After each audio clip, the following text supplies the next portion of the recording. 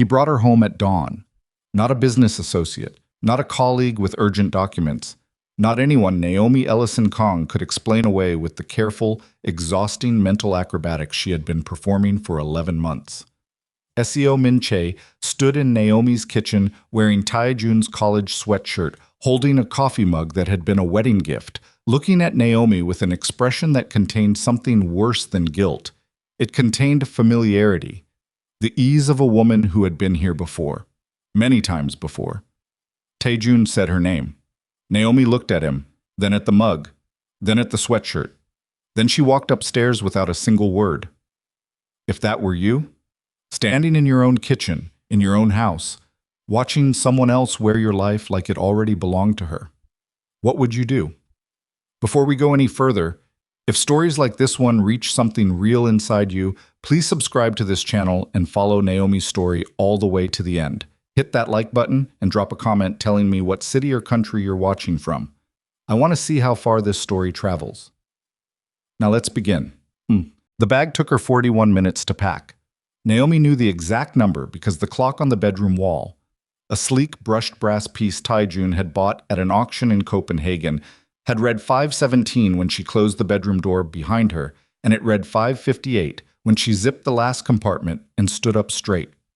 41 minutes to decide which version of her life was worth carrying out of this house.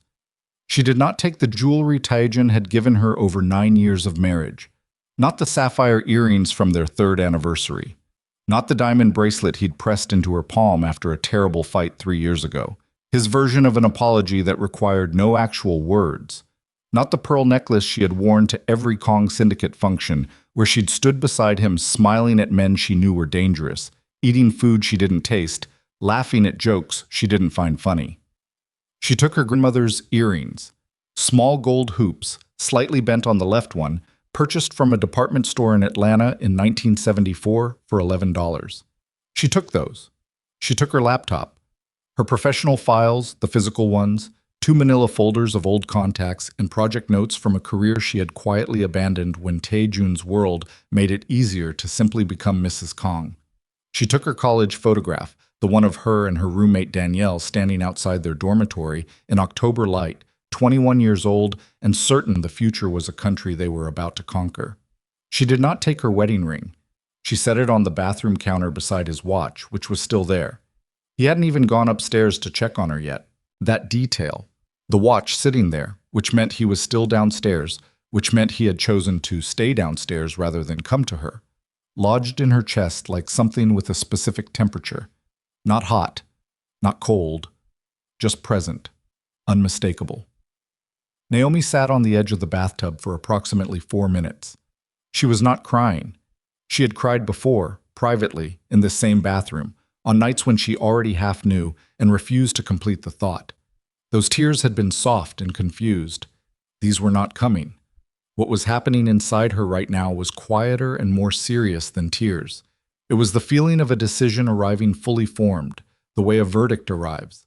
Not built in the moment, but recognized, already true. Just now spoken aloud inside her own body. She stood up. She picked up the bag. She walked to the bedroom door and opened it. The Westchester estate was the kind of house that announced wealth without explaining it. 4,000 square feet of clean architectural lines, floor-to-ceiling windows, grounds maintained by a crew who came on Tuesdays and Thursdays. A house where silence had a particular quality, not peaceful, but managed, where every surface was clean because someone else cleaned it, where meals appeared because someone else prepared them, where Naomi had lived for 7 of their 9 married years and had never once felt that the house was hers. She walked down the staircase. Her hand ran along the railing once, not from sentiment, but because the stairs were wide and she was carrying a bag and it was nearly 6 in the morning and some part of her body was still operating on the baseline, functioning required to move through space. Tae-jun was standing at the bottom. He had positioned himself there with the particular intentionality of a man who spent his professional life understanding where to stand in a room. He was not blocking her path. He was simply present, which in Kong Tae-jun's vocabulary had always functioned as its own kind of language. He was wearing a dark shirt, open at the collar. He looked exactly like what he was, a controlled, extraordinary-looking man in his mid-40s, who had spent 2 decades learning to be the most dangerous person in any room while appearing to be the most reasonable. His face, right now, carried something Naomi had almost never seen on it: actual fear. Not the managed professional kind he sometimes deployed during negotiations. Not the performance of vulnerability he had occasionally offered during their harder years together, those careful moments of apparent openness that she had once found so moving and now understood had always been precisely calculated. This was different. This was the fear of a man who understood, for perhaps the first time, that he was not in control of this particular situation, that the outcome of the next 10 minutes was not going to be determined by what he said or how he said it. Naomi. His voice was steady. Of course it was. Kang Tae-jun's voice was always steady. I need you to let me explain. She stopped on the third step from the bottom so that she was looking at him at eye level rather than looking up. Minchi is here because Tae-jun. Her own voice surprised her. It came out almost gentle. Please don't. He stopped. I'm not asking you to explain, she said. I already understand. I've understood for a while. I kept deciding not to finish the thought. She shifted the bag on her shoulder. I'm done making that choice. He looked at the bag. For a moment she watched him calculate. She could almost see it happening, the rapid internal assessment of a man who processed threats and responses the way other men breathed. What could he offer? What argument carried weight? What did she need to hear that might make her set the bag down and stay? She watched him realize that there wasn't anything. You don't have to leave, he said. This can be handled. It's not. Is she still in our kitchen? The question landed between them. Tae-jun's jaw tightened. Yes, he said. Naomi nodded, slowly, the way you nod when you receive confirmation of something you already knew but needed to hear spoken. Then I'm leaving. She moved toward the door. Naomi. He reached for her arm. Not roughly, gently actually, in a way that was almost worse. The familiar warmth of his hand, 9 years of that hand knowing where she was in a room. Just wait. Just give me. She stopped. She looked at his hand on her arm. Then she looked at him. You brought her here, Naomi said quietly, to our house. In the early morning, she's wearing your sweatshirt. She paused. This wasn't an accident. You made this happen. And some part of you must have known it would come to this, which means some part of you made a choice about what you were willing to lose. His hand dropped. I'll be at the Meridian until I find something longer term, she said. My attorney's name is Gail Whitmore. I'd appreciate it if your people would deal directly with her. You already have an attorney. Not a question, the information hitting him like the flat edge of something. Yes, Naomi said. I've been prepared for a few months. She had been prepared for longer than a few months. The truth was that Naomi Ellison, she had already begun thinking of herself that way again. Her own name, the name she had carried for 35 years before Kong was ever attached to it, had begun the quiet work of her exit in early spring, when the cherry trees along the estate's east fence were blooming and Tae-jun had claimed a conference call to Singapore that she later discovered had involved no conference and no Singapore. She had not confronted him then. She had not confronted him at the charity gala in April when she'd watched him lean toward Min Chae in a shadowed alcove with an expression of unguarded softness she recognized precisely because it was the same expression he had once turned on her. That particular quality of attention, specific and rare, of a controlled man finally allowing himself to be seen by one person. Naomi had stood across the ballroom holding a glass of champagne and watching her marriage end with a clarity so sharp and quiet it was almost impersonal.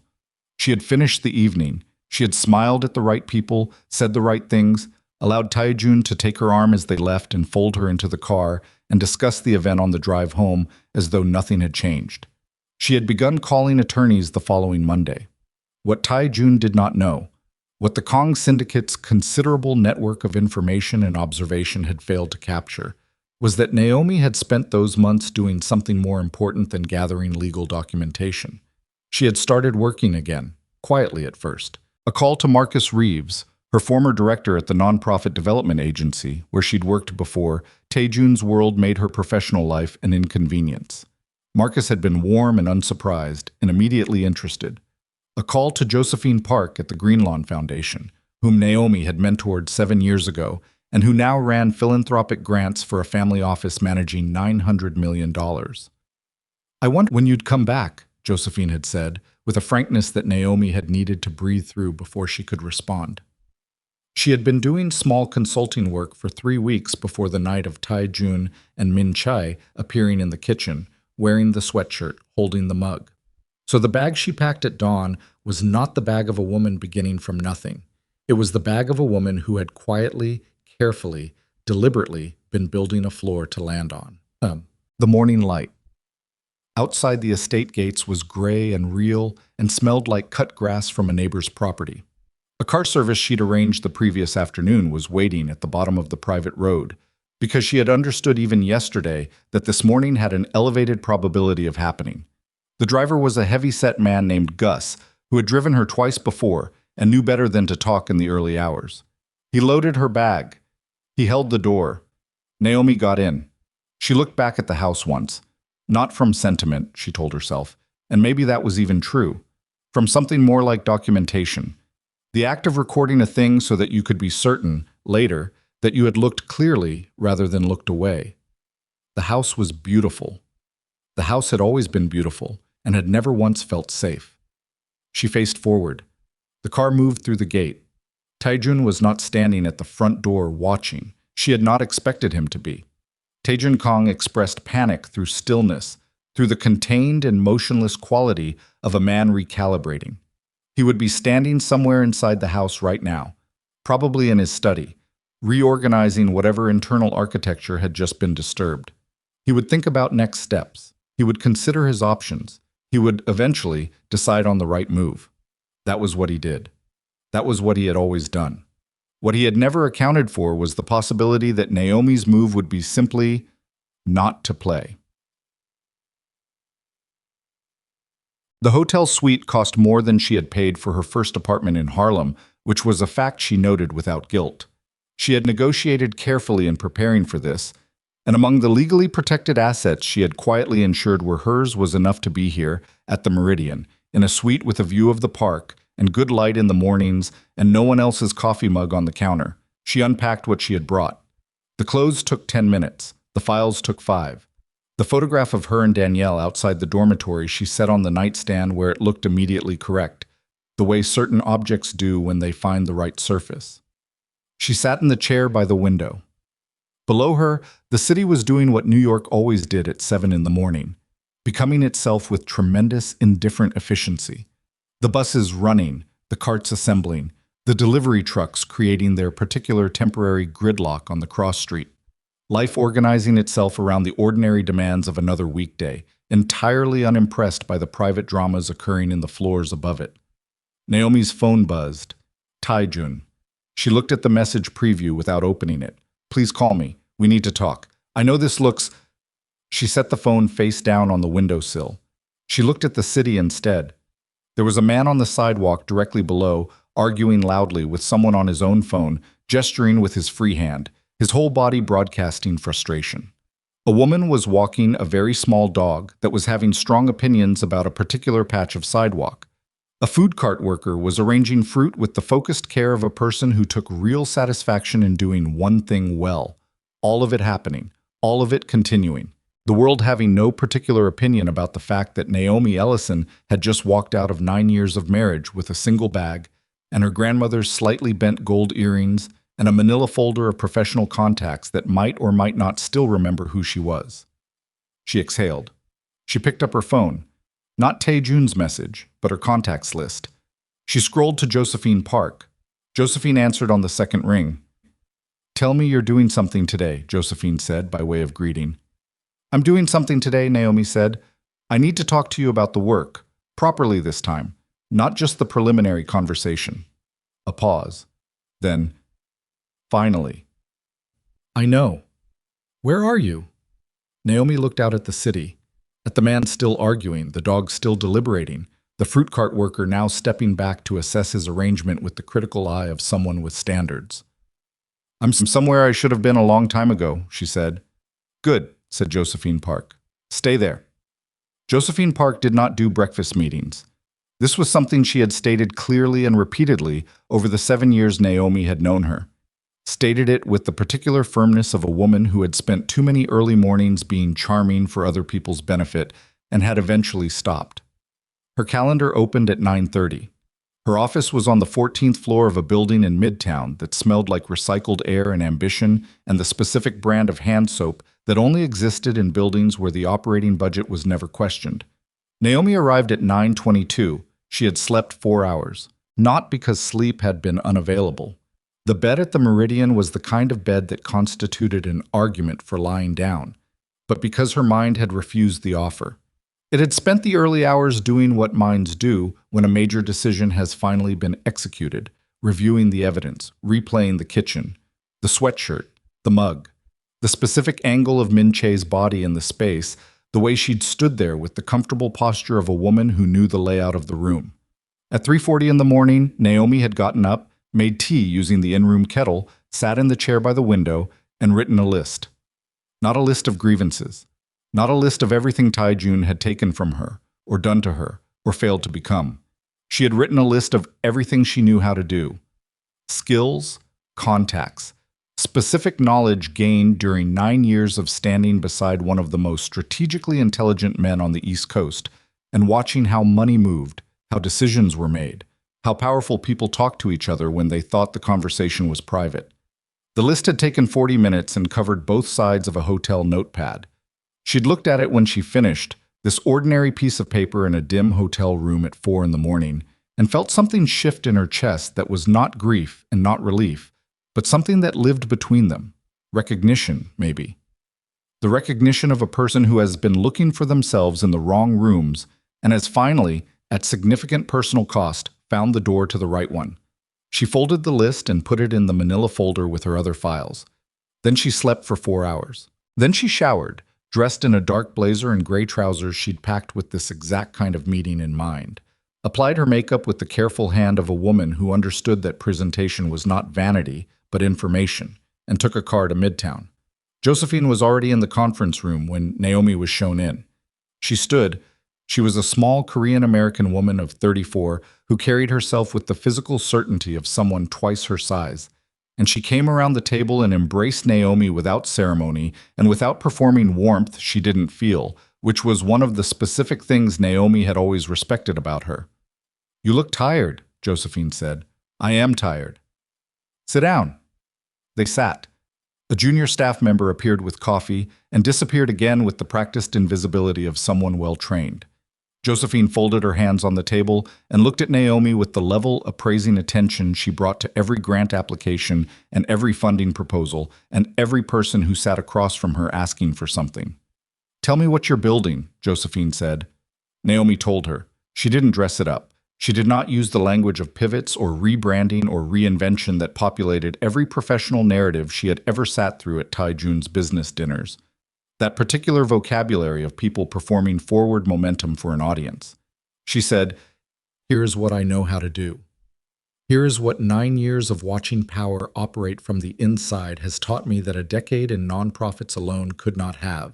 Here is the specific gap I have identified between private capital that wants to do something visible and meaningful with a portion of its holdings, and community organizations with genuine infrastructure needs and no fluency in the language that capital speaks." She talked for 18 minutes. Josephine did not interrupt. When Naomi finished, Josephine was quiet for a moment. She picked up her coffee, drank, set it down. "The Hargrove family office," she said. Naomi waited. "They've been sitting on a $40 million impact investment mandate for 14 months because their team can't find someone who can actually bridge the conversation. Their people speak hedge fund. The organizations they want to fund speak community development. Nobody's translator is working." Josephine looked at her directly. "I can make a call today, but they're going to want to meet with you this week, possibly tomorrow. Are you ready for tomorrow?" Naomi thought about the hotel room, the 4 hours of sleep, the bag with 2 weeks of clothes and her grandmother's earrings, her phone, which had received 11 messages from Tae-jun in the last 3 hours and which she had read none of. "Yes," she said. Josephine picked up her own phone. Tae-jun's 12th message arrived at 11:47 while Naomi was in the elevator descending from Josephine's office. She read it this time. She didn't know exactly why. Some impulse of the morbidly curious, the same instinct that makes a person press on a bruise. I need you to understand that what you saw was not what it looked like. Min Che had nowhere to go last night. It was a decision made under circumstances you don't have the full picture of. I know how it appeared. I am asking you to give me the chance to explain the full context. Please. Naomi read it twice. She noticed three things. She noticed that he had not said, "It wasn't what it was." He had said, "It wasn't what it looked like." She noticed that the explanation centered Min Che's circumstances. She had nowhere to go. Rather than addressing what those circumstances were doing in Naomi's kitchen at 5 in the morning. And she noticed the particular quality of the phrase "full context," which was the language of a man who had spent his professional life managing information and understood that what he needed right now was not forgiveness, but the opportunity to restructure the narrative. She put the phone in her bag without responding. She walked out of the building into the November cold and called Gail Whitmore. What? Gail Whitmore's office was on the 22nd floor of a building in the financial district that had nothing in common with Josephine Park's Midtown building except the recycled air. Where Josephine's world was foundation carpets and careful neutrality, Gail's was bare glass and the specific temperature of a place where nobody sat down to have comfortable conversations. Gail herself was a 57-year-old white woman with short silver hair and the professional manner of someone who had spent 30 years watching marriages dissolve and had long since metabolized any emotion about it into pure tactical efficiency. She was not warm, she was not cold, she was precise, which was exactly what Naomi had been looking for when she'd found her 6 weeks ago through a referral from a contact who specialized in high-asset divorces. "They've retained Alden Marsh," Gail said without preamble when Naomi sat down. Naomi recognized the name. Most people in New York with any proximity to money or power recognized the name. Alden Marsh was the attorney you retained when you wanted the other side to understand immediately that cost was not a consideration. "When did they contact you?" "This morning, 8:45. Gail's expression did not change. Marsh's office called to request a preliminary discussion about timeline and asset scope. "I told them we'd be in touch." She looked at Naomi over her reading glasses. "They moved fast." "He's efficient when he's scared," Naomi said. Gail made a sound that was not quite a laugh. "He should be. You protected yourself well." She opened the folder in front of her. "The Manhattan account is clean. The independent investment portfolio is clean. Your professional income from the last 3 months. Small, but documented and clean. The vehicle is registered in your name. The jewelry you're not taking, I'd recommend we document anyway." She paused. "The estate itself is where they're going to push." "He bought the estate 4 years before we married," Naomi said. "Yes, but significant improvements in maintenance occurred during the marriage, and your domestic contribution to those years is documentable." Gail looked at her steadily. "I'm not saying we get the estate. I'm saying we use it as leverage for what we actually want, which is a clean exit with your financial independence intact and their hands off your future earnings." Naomi nodded. "Marsh is going to try to slow this down," Gail continued. "Delay the discovery process. Introduce complexity around the business asset questions. He's going to argue that some of your protected assets should be considered marital." She set down her pen. "I want you to understand something. This is going to take time, and during that time, Tae-jun Kong has resources available to him that most people in these proceedings do not." "I know what resources he has." "Good." Gail held her gaze. "Then you also know that what protects you is process, paper, documentation, the law being slow and thorough and undramatic. His resources are significant, but they cannot touch a legally executed separation agreement without consequences that he is too intelligent to risk." She paused. "He will try other things first. He will try to talk to you directly. He will try to use people you know. He may try to affect your professional opportunities indirectly." Naomi thought about Josephine Park, the phone call that was happening right now, the meeting that might be tomorrow. "Let him try," she said. He tried that same afternoon. Not Tae-jun himself. Tae-jun was too careful for that, too aware of the distinction between a personal appeal and a strategic error. It was Daniel Kwan who called, Tae-jun's older cousin, the family member who had always functioned as the softer edge of the Kong organization, the man they deployed when the situation required something that looked like warmth. Naomi answered because she hadn't looked at the name before picking up. A mistake born of exhaustion. Naomi. Daniel's voice was exactly what it always was. Genuinely kind, which was what made him so useful. I'm not calling for Tae-jun. I'm calling because I care about you, separately. Daniel. I know how this looks. I know what you saw. I'm not going to tell you it's nothing because you're not somebody who responds well to being told what to believe. A pause. But there are things about the situation you don't know. Things that would change how you're seeing this. She sat on the edge of the hotel bed. Outside the window, the park was running its November palette. Gray trees, gray sky, the last few determined joggers on the path below. What things? She said, because she was human and she was tired, and some part of her, the part that had loved Tae-jun for 9 years, the part that had organized her entire adult life around the project of this marriage, still had its hand out. Min-chae is in a complicated situation. Her visa status? Daniel. He stopped. I'm going to ask you something, Naomi said, and I need you to hear it as a genuine question, not an accusation, okay? A pause. Okay.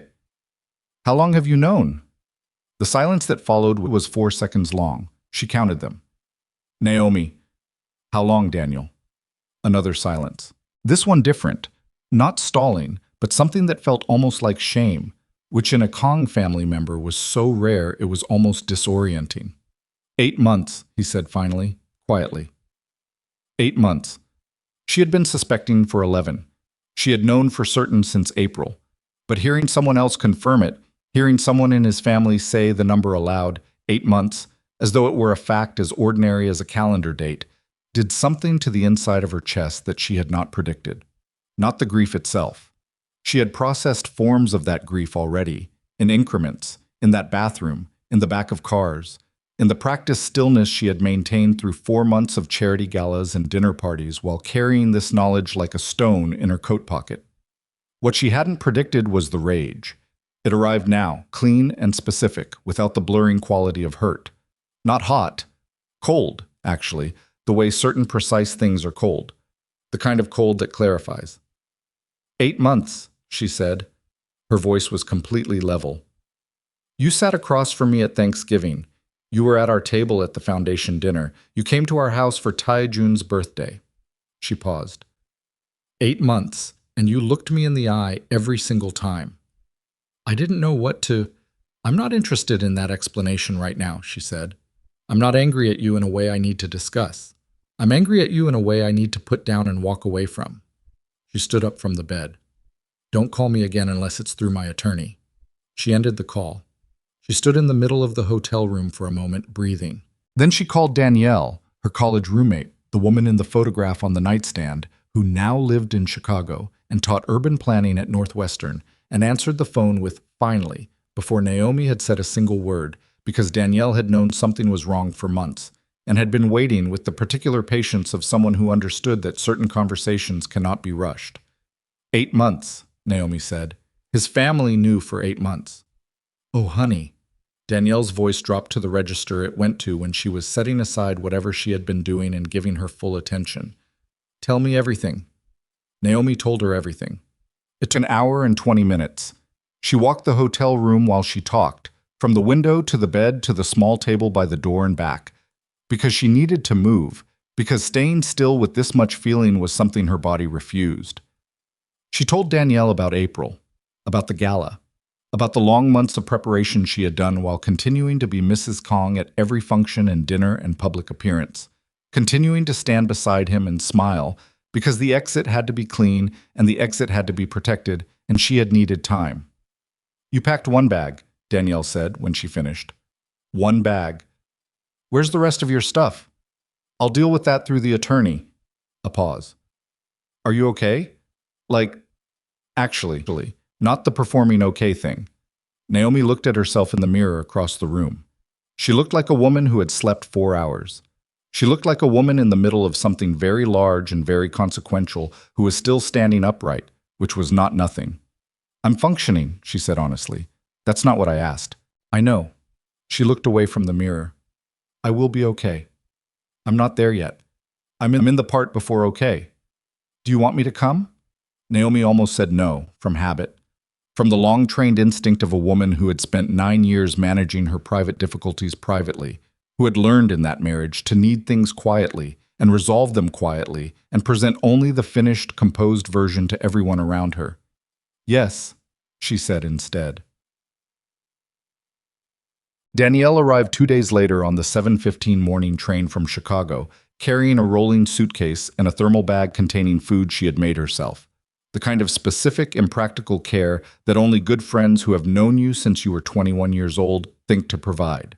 She walked into the hotel room, set everything down, looked at Naomi standing there in yesterday's clothes that she'd put back on this morning because she hadn't wanted to take the time to change, and said nothing. She just opened her arms. Naomi stood in that embrace for considerably longer than she intended.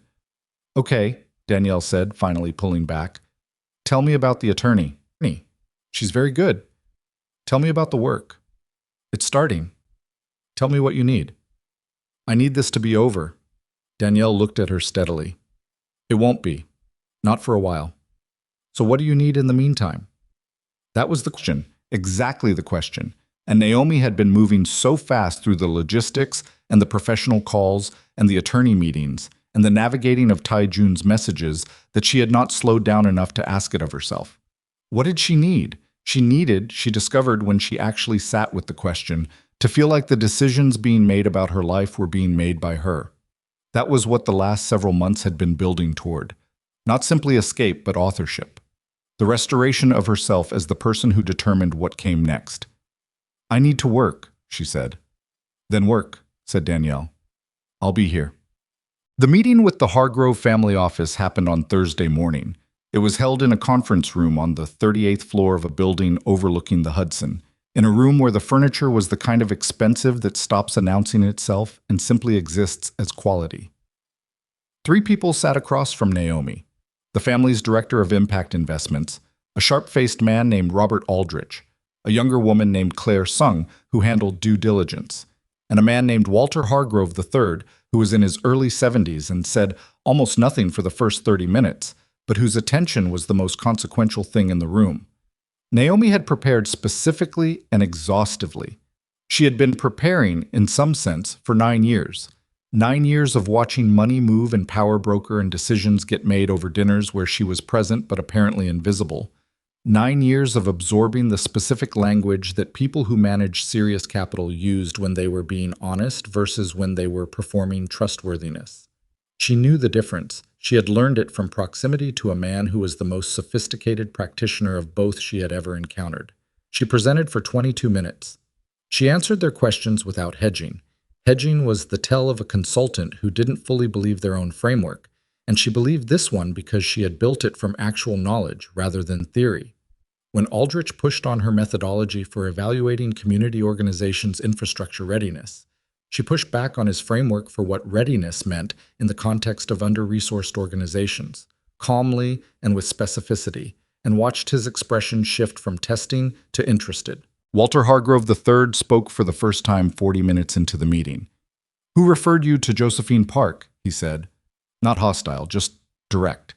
The directness of a man who had been in enough rooms to dispense with the preceding 20 steps. "I mentored Josephine 7 years ago," Naomi said. "We've maintained a professional relationship." "And before that? What was your work before?" He paused in a way that she understood. He knew who she was. He knew whose name she had been carrying. He was asking her to address it. She addressed it directly. "I worked in nonprofit development for 11 years before my marriage," she said. "During my marriage, I stopped working in a professional capacity. The last 9 months, I've been reestablishing professionally, which is why I'm here building something new rather than returning somewhere established." She held his gaze. "I won't pretend the 9 years weren't there. I'd rather you understand what they gave me that makes me worth the conversation." Hargrove looked at her for a moment. "Go ahead," he said. She told him. 40 minutes after that, Claire Sung was asking about her retainer structure, which was the question that meant the meeting was no longer a meeting but a negotiation, which was the question that meant they were in. She was in the elevator on her way down, still running internally on the particular concentrated energy of having performed at the edge of her capability and succeeded when her phone rang. Tae-jun. She stared at the screen. She had not spoken to him since the morning she'd left. His messages had continued, 17 of them over 4 days, descending in tone from explanation through apology, through something that had begun, carefully, to carry the quieter weight of someone not accustomed to not getting a response. She had read them all. She had replied to none. She answered now. She didn't know exactly why. The elevator, maybe. The contained space. The specific quality of 43 floors of descent that felt like it had a beginning and an end and therefore a boundary, a thing with edges, which was what she needed in order to have this conversation at all. Naomi. His voice. 9 years of knowing that voice, the timbre of it, the specific quality of control that lived inside every syllable, like a tuning fork inside a piano string. She knew this voice the way she knew very few things, from inside, from proximity, from years of paying attention, because in Tae-jun's world, paying attention to him was a form of survival. "I'm here," she said. "I need to see you." "No." "Naomi." "Tae-jun." She kept her voice level. The elevator continued its descent. 32, 31. "We're going through attorneys. That's how this works. The attorneys are making this into something it doesn't have to be." "What does it have to be?" A pause. "A conversation. Between us. Without Gail Whitmore deciding what I'm allowed to say to my own wife." "I'm not your wife in the way that phrase implies anymore," she said. "I'm someone who is legally married to you while we work out the terms of not being married to you. That's a different thing."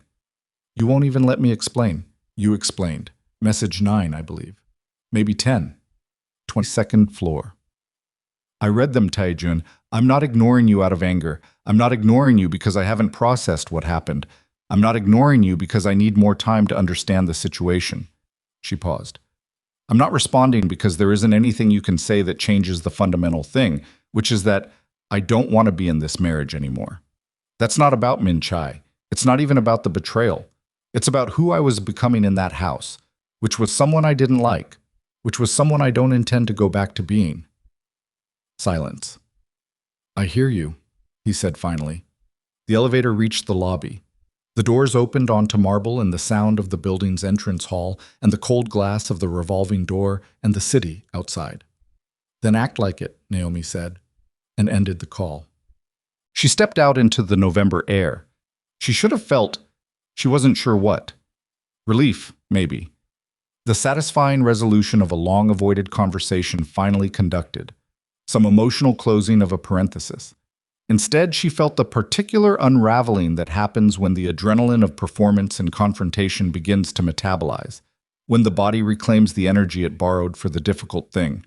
Her hands were steady. Her face was composed. She was externally exactly what she appeared to be. A professional woman in a good blazer stepping out of a building on a Thursday morning in November. Internally, she was something more complicated.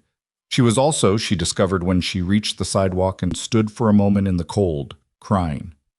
Quietly, efficiently, in the manner of a woman who had spent years learning to cry in ways that didn't require other people to manage. The kind of crying that happens not from grief exactly, but from the accumulated weight of everything done right, every careful step, every prepared document, every professional call, every choice made correctly at significant personal cost, all of it landing at once in the specific knowledge that doing everything right doesn't make it not hurt. She cried for approximately 90 seconds. Then she wiped her face with the back of her hand, put on her sunglasses, and started walking toward the subway. She had a meeting at 3 o'clock to prepare for. She had a business to build. What happened the following Tuesday was not something Naomi had prepared for, and it was the thing that made everything that came before it feel preliminary. She was at a working lunch with Marcus Reeves, her former director, in a restaurant in the West Village where the tables were close together and the noise level was managed. Marcus was walking her through a potential foundation introduction, and they were 3 pages deep into a prospectus he had brought when his phone buzzed. He glanced at it. His expression changed, not dramatically. Marcus was not a dramatic man, but something shifted in his face, a compression around the eyes, a stillness that she recognized because she had spent 9 years learning to read faces that had been trained to give nothing away. "What is it?" she said. He put the phone face down. "It's nothing." "Marcus." He looked at her. He was 61, a broad-shouldered black man who had run nonprofits for 30 years, and sat across from enough powerful people to know when a thing could not be managed by pretending it was smaller than it was. "The Clemson Foundation called this morning," he said. "They're pulling back from the conversation we'd been having about your new venture." She set down her fork. "Why?" "They cited concerns about—" He paused, not finding the right words, finding the words and deciding how to deliver them. "Reputational complexity." Their words. Reputational complexity. She stared at the table for a moment, at the half-eaten salad, the prospectus, the ordinary materials of a lunch that had been about building something. "When did they call?" she said. 8:30 this morning." She thought about the timeline. Tae-jun's call had come yesterday afternoon. The end of that call.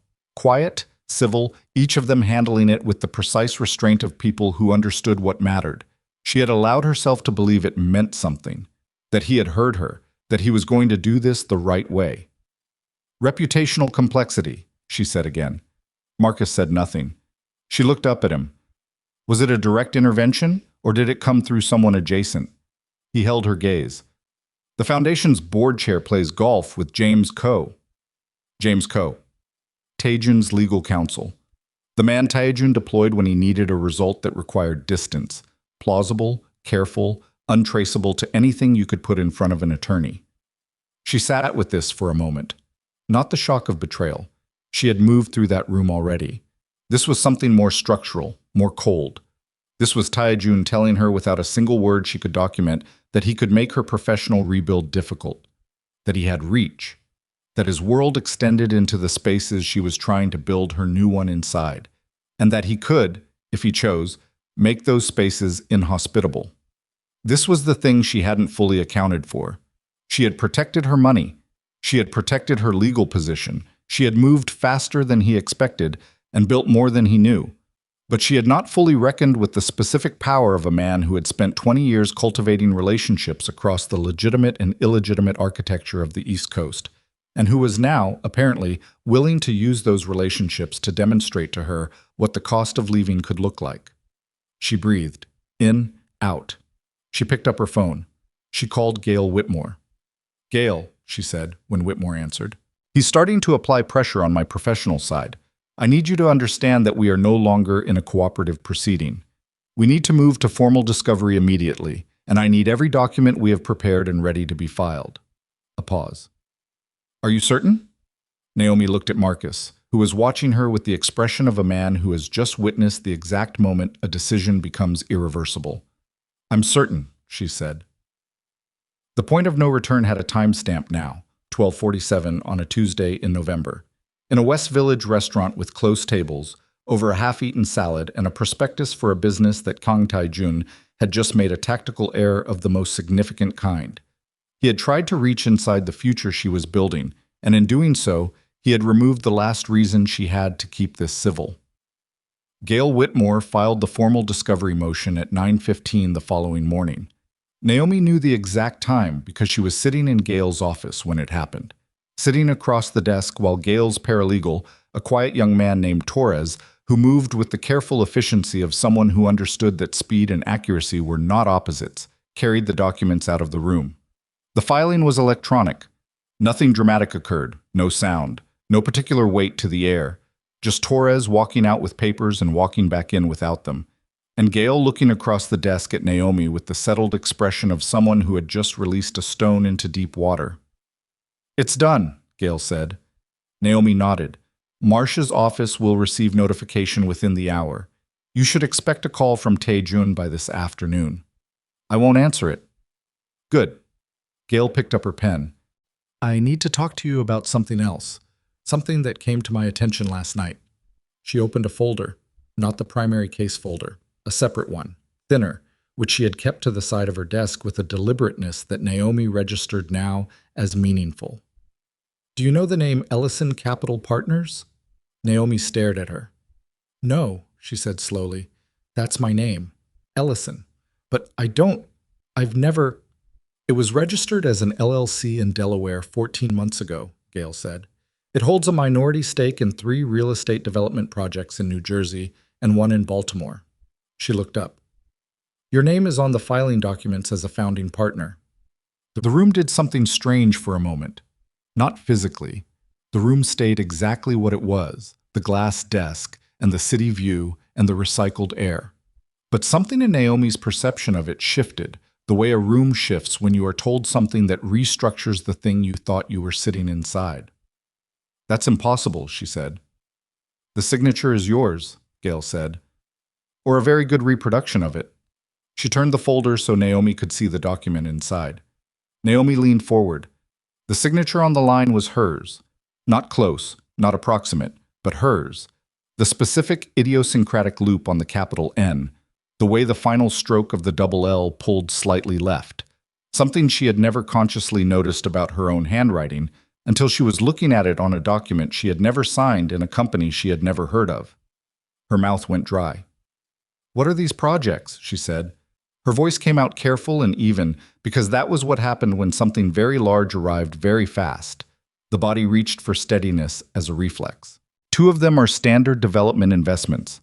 Legitimate, as far as my preliminary review indicates." Gail paused.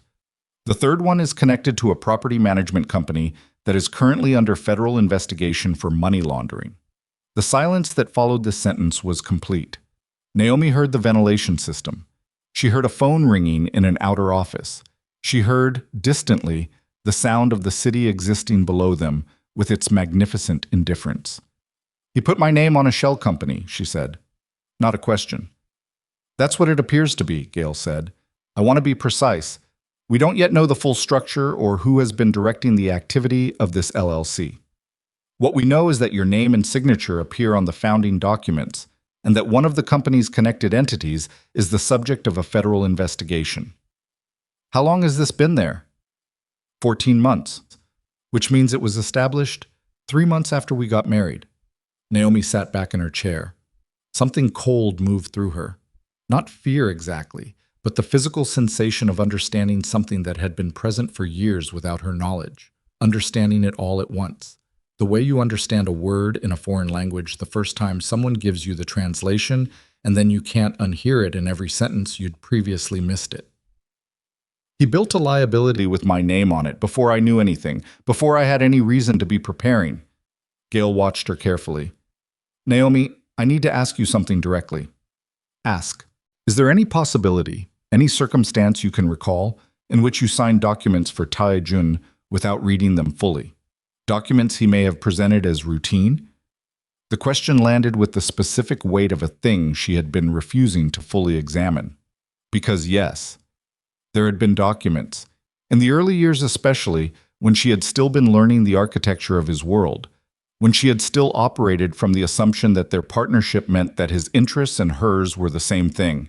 Tax documents, investment disclosures, partnership filings for companies she understood to be part of his legitimate business portfolio. He had always explained them in broad strokes. Routine, necessary, business maintenance. And she had signed because she had trusted him, because that was what marriage was, because she had been 29 years old and in love with a man who was brilliant and attentive and had made her feel, in those early years, like the only person in the room who truly understood him. She had signed things. She had signed things she had not fully read. The understanding of what that meant now, what it had always meant, what it had been designed to produce, hit her with the quality of something physical, a pressure behind her sternum, a sharpness at the backs of her eyes that she refused. "Yes," she said. "Early in the marriage, I signed things I trusted him to explain accurately." Gail's expression did not change, but something in it settled. "Then we have a significant problem," she said. "And we have a more significant one if the federal investigation proceeds to the point where they start examining the LLC's founding documents." "They could come after me," Naomi said.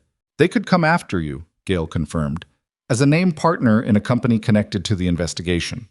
The fact that you had no knowledge of or involvement in the actual activity is a defense, but it is a defense that requires us to prove your ignorance, which requires cooperation, documentation, and a very careful legal strategy." She paused. "It also requires us to understand exactly what Tae-jun built and why he built it with your name on it." Naomi looked at the signature on the document, her own handwriting, weaponized. Sitting there for 14 months while she stood at charity galas and smiled at the right people and believed the worst thing that was happening to her was an affair. The affair, she now understood, was almost beside the point. She did not go back to the hotel immediately. She walked. November in Lower Manhattan had a specific quality of cold, not the wet cold of Midtown with its canyon effect and wind funnels, but something sharper, coming off the water, with the smell of salt and diesel underneath it. She walked south toward the waterfront without deciding to, simply following the direction her body chose when her mind was processing something too large for a stationary person. She was thinking about the years, not the betrayal years, the early years. The years when Tae-jun had been present in the specific way he was present in the beginning, when he'd called in the middle of a work afternoon just to hear her voice, when he'd remembered things she mentioned once and brought them back weeks later, when he'd sat across from her at dinner tables in the early months of their marriage, with an expression of such genuine interest that she had believed absolutely, that she was being seen. Had any of it been real? She had asked herself versions of this question before, in the long months of half-knowing. She had always landed somewhere complicated. Yes, the feelings were real. And yes, the architecture surrounding those feelings had always been a form of management. Both things were true. She had always known that Tae-jun operated on multiple levels simultaneously, that the warmth and the calculation were not opposites in him, but components of the same machinery. She had accepted this as the cost of loving a complicated person. What she had not accepted, what she had not been asked to accept because she had not known, was the possibility that the machinery had been running even earlier than the warmth, that before the feelings had fully taken shape, there was already a plan, that the document she'd signed with a trusting hand 9 years ago had been designed for exactly this moment, a moment she had been anticipated, possibly from the beginning. She stopped at the waterfront railing. The Hudson was its particular gray-green, moving with the patient authority of a thing that predates everything standing on its banks. A barge moved upstream, slow and enormous. A water taxi cut across its wake and adjusted course without drama. Her phone buzzed. She looked at it. Not Tae-jun, not Daniel Kwan. A number she didn't recognize. A 202 area code. Washington. She answered it. Ms. Ellison? A woman's voice, precise and without warmth. My name is Special Agent Renata Cole. I'm with the Financial Crimes Enforcement Division. I'd like to schedule a time to speak with you regarding Ellison Capital Partners, LLC. The meeting with Agent Cole happened the following morning, in a federal building in Lower Manhattan that had the specific institutional aesthetic of a place designed to communicate that it would outlast everyone inside it. Gray stone, fluorescent corridors, a conference room with a table that had been there since 1987 and would be there in 2047.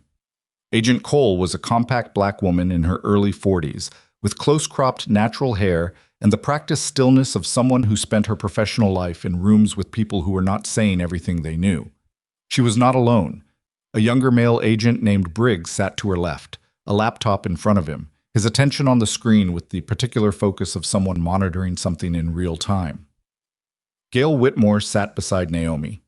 The first 20 minutes were administrative, Cole explaining the nature of the investigation, the scope of their interest in Ellison Capital Partners, the standard protocols. Her language was technically careful and exhaustively neutral. She gave nothing away. She was Naomi recognized extremely good at her job. Then she set a photograph on the table. It was a surveillance photograph, low resolution but clear enough. A parking structure, 2 men in conversation beside a dark vehicle. One of the men was facing away from the camera. The other was facing toward it. The one facing the camera was Tae-jun. "Do you recognize this man?" Cole said. "That's my husband," Naomi said. "Kang Tae-jun." "And this one?" Cole pointed to the man with his back to the camera. "I can't see his face." "His name is Victor Brandt," Cole said. "He's the principal of the property management company connected to your LLC." She paused.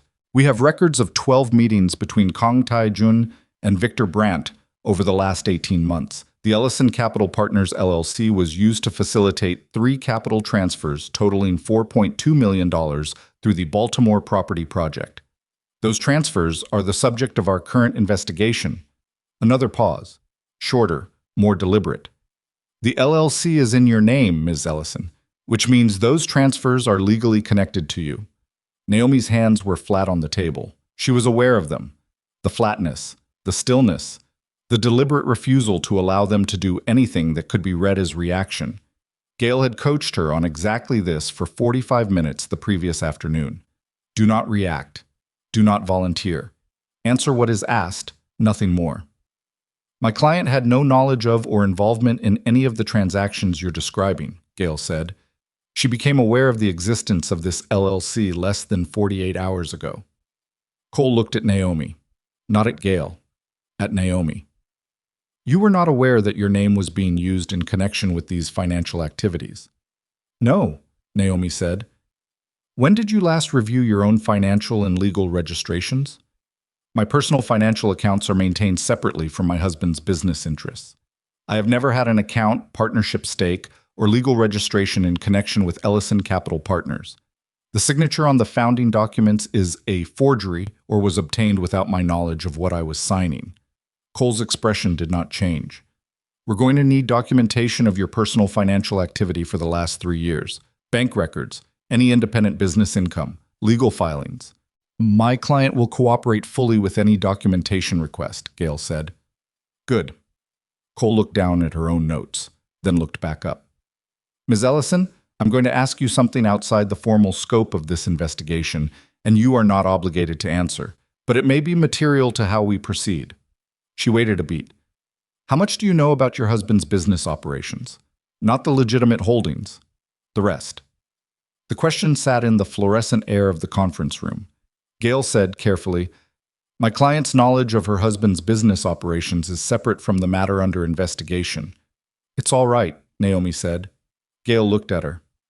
I know enough, Naomi said to Cole. I know the architecture. I know the names of some of the structures. I don't have documentation, and I don't have specifics, because I was deliberately kept outside of the operational details.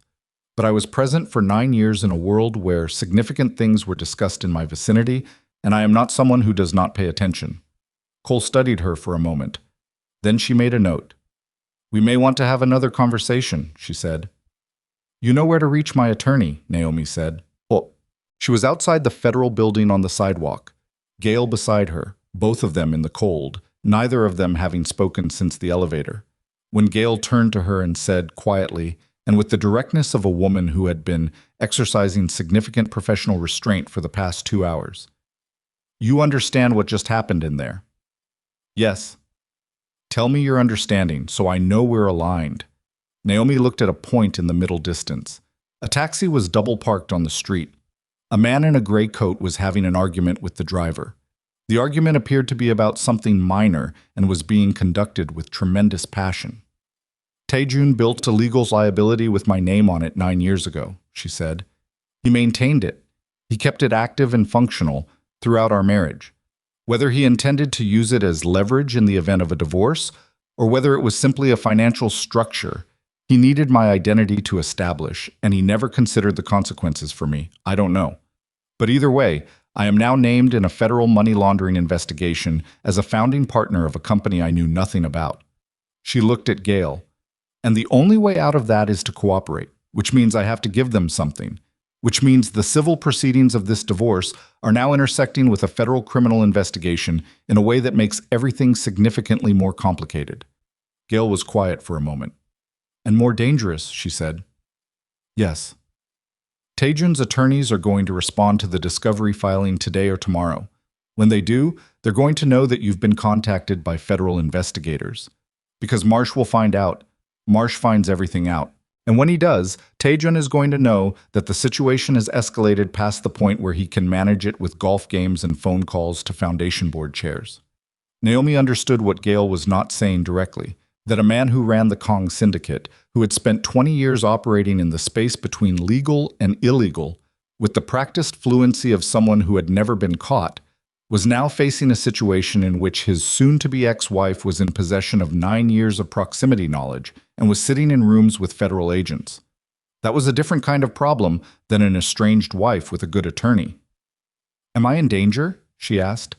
The question came out matter-of-fact, because she needed the answer to be matter-of-fact, needed to assess it as information rather than threat. Gail did not answer immediately, which was its own answer. I think you should not be alone, she said finally. I think you should tell the people close to you where you are. and I think you should let me make some calls today about whether a protective order is appropriate to pursue." Naomi thought about the hotel room. Danielle, who was still there, who had been working remotely from the small desk by the window while Naomi attended meetings, who made tea in the evenings and asked good questions and did not perform optimism she didn't feel. "I'll be with my friend tonight," Naomi said. "Good." She called Danielle from the car on the way back uptown. "How bad?" Danielle said, after Naomi had given her the short version. "Bad." "Are you okay?" "I'm thinking." "That's not what I asked." "Danielle." She watched the city move past the window. Lower Manhattan giving way to Tribeca, Tribeca to the Village, the familiar geography of a place she had lived in and near for 15 years, which felt today slightly foreign, slightly reconfigured, as places do when the coordinates of your internal life shift significantly enough. "I need to think before I feel. I'll feel it later. Right now I need to understand what I'm dealing with." A pause. "Okay. Then think out loud." She did. She talked through the structure of it, the LLC, the signature, the federal investigation, the intersection of all of it with the divorce proceeding. And as she talked, she felt the pieces organizing themselves, the way they did when she gave them language. She was good at this. She had always been good at this, at taking a complicated situation and finding the architecture of it, understanding where the load-bearing walls were. It was what made her good at her work. It was what Tae-jun had seen in her, and she understood now what he had also found useful. "He didn't just use you as cover," Danielle said when she finished. Her voice had gone to the flat, careful register it went to when she was very angry and managing it. "He gave himself leverage over you, built in, from the beginning." "Maybe," Naomi said. "Or maybe it was purely structural and the leverage is incidental. I genuinely don't know which, and I'm not sure it matters. It matters to what kind of person he is." "I already know what kind of person he is," Naomi said. "I've known for a while. I just didn't know the full scope." She arrived at the hotel. She sat in the car for a moment after it stopped, not getting out. "What are you going to do?" Danielle said. "I'm going to give them something," Naomi said. "The federal investigators. I'm going to give them something real. Because the only way out from under my name being on that company is to make clear that I am not the person they should be looking at." She paused. "Which means giving them the person they should be looking at." The silence on the line was specific in quality. "Naomi," Danielle said carefully, "you understand what that means." "Yes." "He runs an organization, an actual organization, with actual people in it." "Yes." "And you're going to—" "I'm going to protect myself," Naomi said, "by telling the truth. That's all this is. I'm going to tell the truth about what I know, in a protected legal context through my attorney, with every procedural safeguard available to me." She opened the car door. The cold air came in. "The truth is not a weapon I'm choosing to use against him. The truth is the only thing I have that belongs entirely to me and that he cannot forge my signature on." She got out of the car. She was in the lobby, moving toward the elevator, when her phone buzzed with a message. Not Tae-jun, not Daniel, not Gail. A number she had not seen before. No name, no identification. A New York number, 7 digits, a 917 prefix. The message was 4 words. "We need to talk." She stopped in the middle of the lobby. Around her, the hotel continued its ambient operation. The quiet traffic of guests and staff and luggage, the understated luxury of a place designed to maintain consistent calm, regardless of what its occupants were navigating. She stared at the message. She typed back, "Who is this?" The response came in 11 seconds. Min Che. The elevator doors opened in front of her. She did not get in. She stood there, phone in hand, the doors sliding closed again, and understood that what she had believed was the worst of what she was dealing with had just revealed itself as the surface layer of something with considerably more depth beneath it. Min Che was not simply the woman in the kitchen. The message that arrived next confirmed it. "I have documents. Things you need to see. He doesn't know I'm contacting you. If he finds out, we're both in a position neither of us wants to be in, please. Not for him, for what he did to both of us." Naomi read the message twice. She looked at the closed elevator doors. She looked at the lobby around her, the ordinary managed calm of it, the staff at the desk, the guest pulling a rolling suitcase toward the exit, all of it proceeding with complete indifference to the fact that the woman standing in the middle of it was deciding, In this moment, whether to open a door that she understood instinctively with the full weight of 9 years of paying attention in a dangerous world would not close again once opened. The woman who had walked out of the Westchester estate 11 days ago had been preparing for a divorce. The woman standing in this lobby now was navigating something that had no clean edges and no clear floor and no guaranteed exit.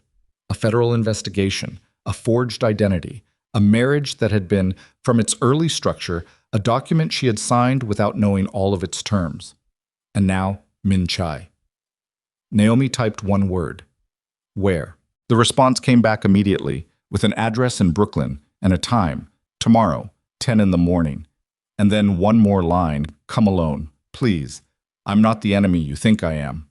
Naomi put the phone in her bag. She pressed the elevator button.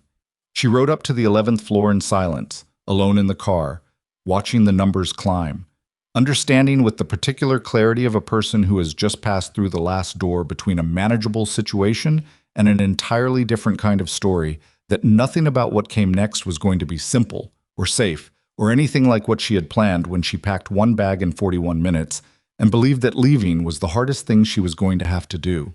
Danielle was sitting at the small desk by the window when Naomi walked in, laptop open, a half-eaten container of soup beside it that had gone cold an hour ago.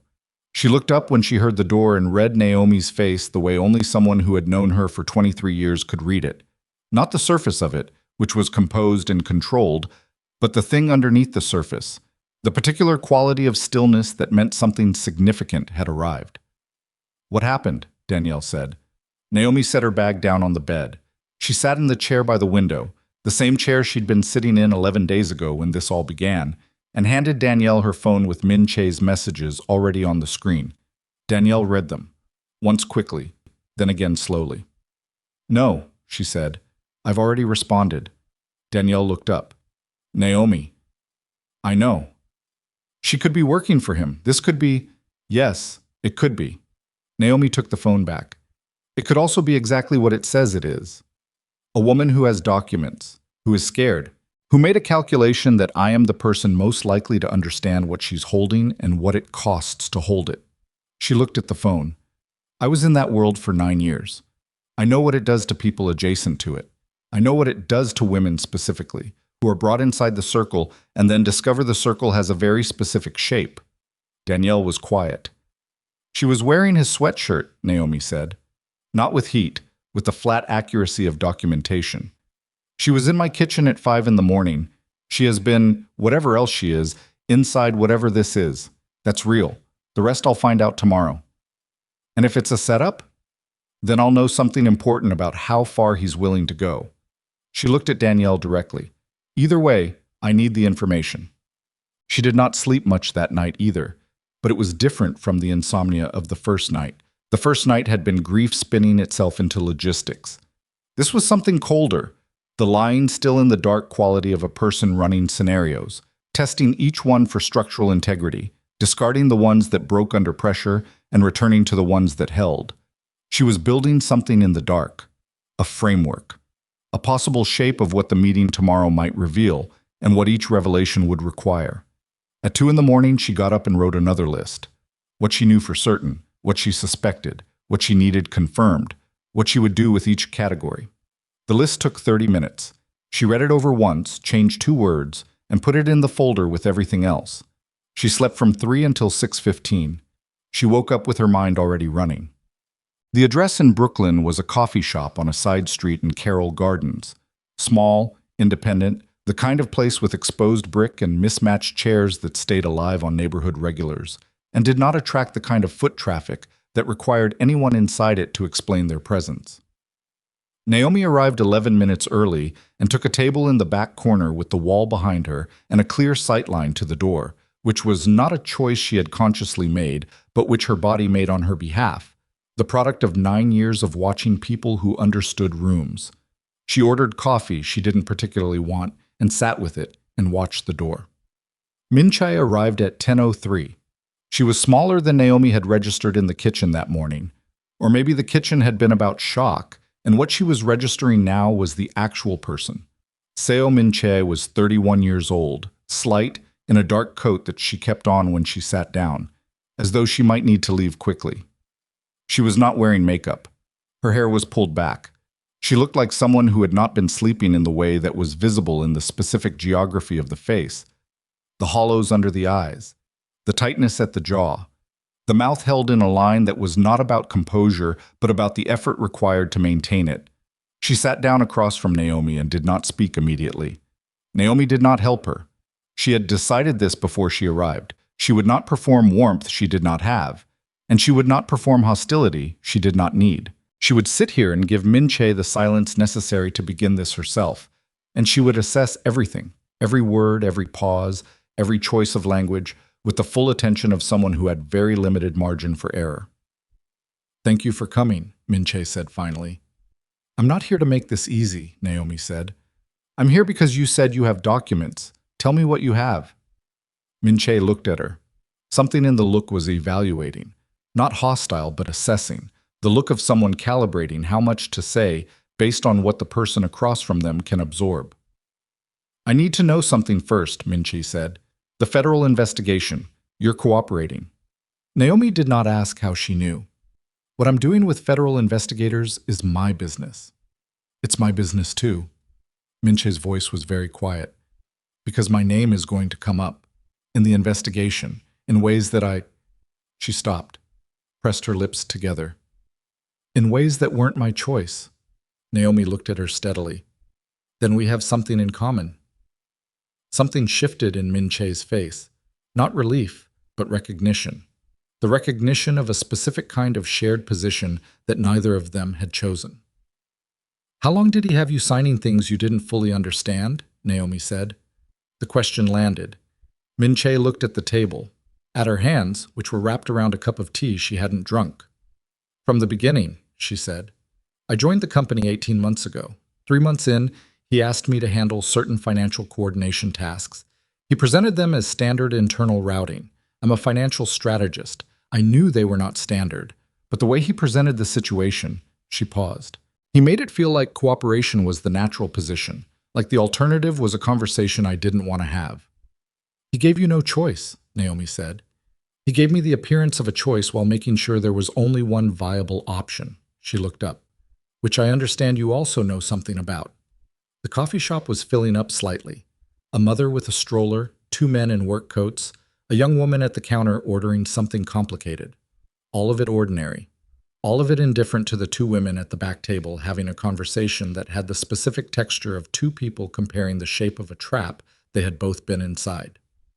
"What do you have?" Naomi said again. Min-chae reached into her bag. She removed a padded envelope, thick, sealed, the kind used for document transport, and set it on the table between them. Her hand rested on it for a moment before she removed it. "Internal routing records," she said, "for Ellison Capital Partners.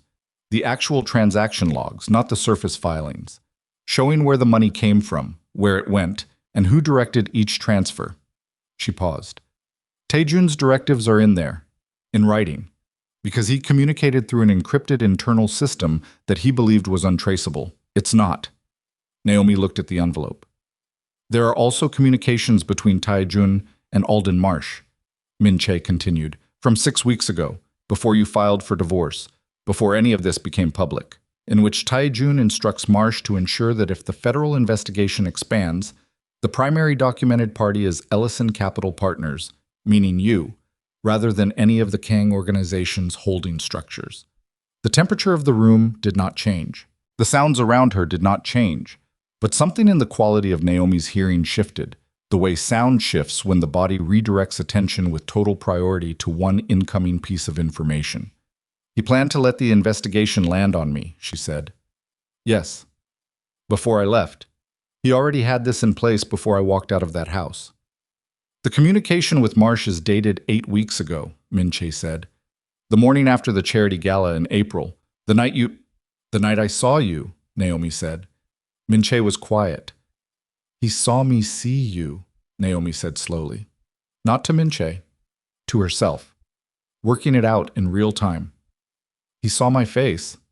And the morning after, the very next morning, he contacted his attorney to make sure that if I ever became a problem, there was a legal structure in place with my name on it that would redirect any federal scrutiny toward me. She looked at the envelope. He started planning his protection from me the morning after the gala. Yes, Min-chae said. The words sat between them like something with physical weight. Why are you giving me this? Naomi said. The question was genuine, not rhetorical, not hostile. She needed to understand the mechanics of this decision, what Min-chae stood to gain or lose. Because he did the same thing to me, Min-chae said. Her voice went flat in the specific way voices go flat when emotion has been processed into something harder. The financial coordination I was handling, the transfers I routed, my name is on those records too, strategically placed, in a way that makes me look like the architect rather than the instrument. She met Naomi's eyes. I'm not going to be the fall position for Kang Tae-jun. I spent a year and a half inside his world, believing I was a partner and discovering I was a liability insurance policy. She paused. You left. I couldn't leave. I had no money outside what he controlled, no visa status that wasn't complicated by my employment, and no evidence that I wasn't exactly what the records made me look like. Another pause. Until I started keeping copies. Naomi looked at her. This woman she had hated in the abstract for 11 months. The shape of everything she had lost. The face in the shadowed alcove. The sweatshirt in the kitchen.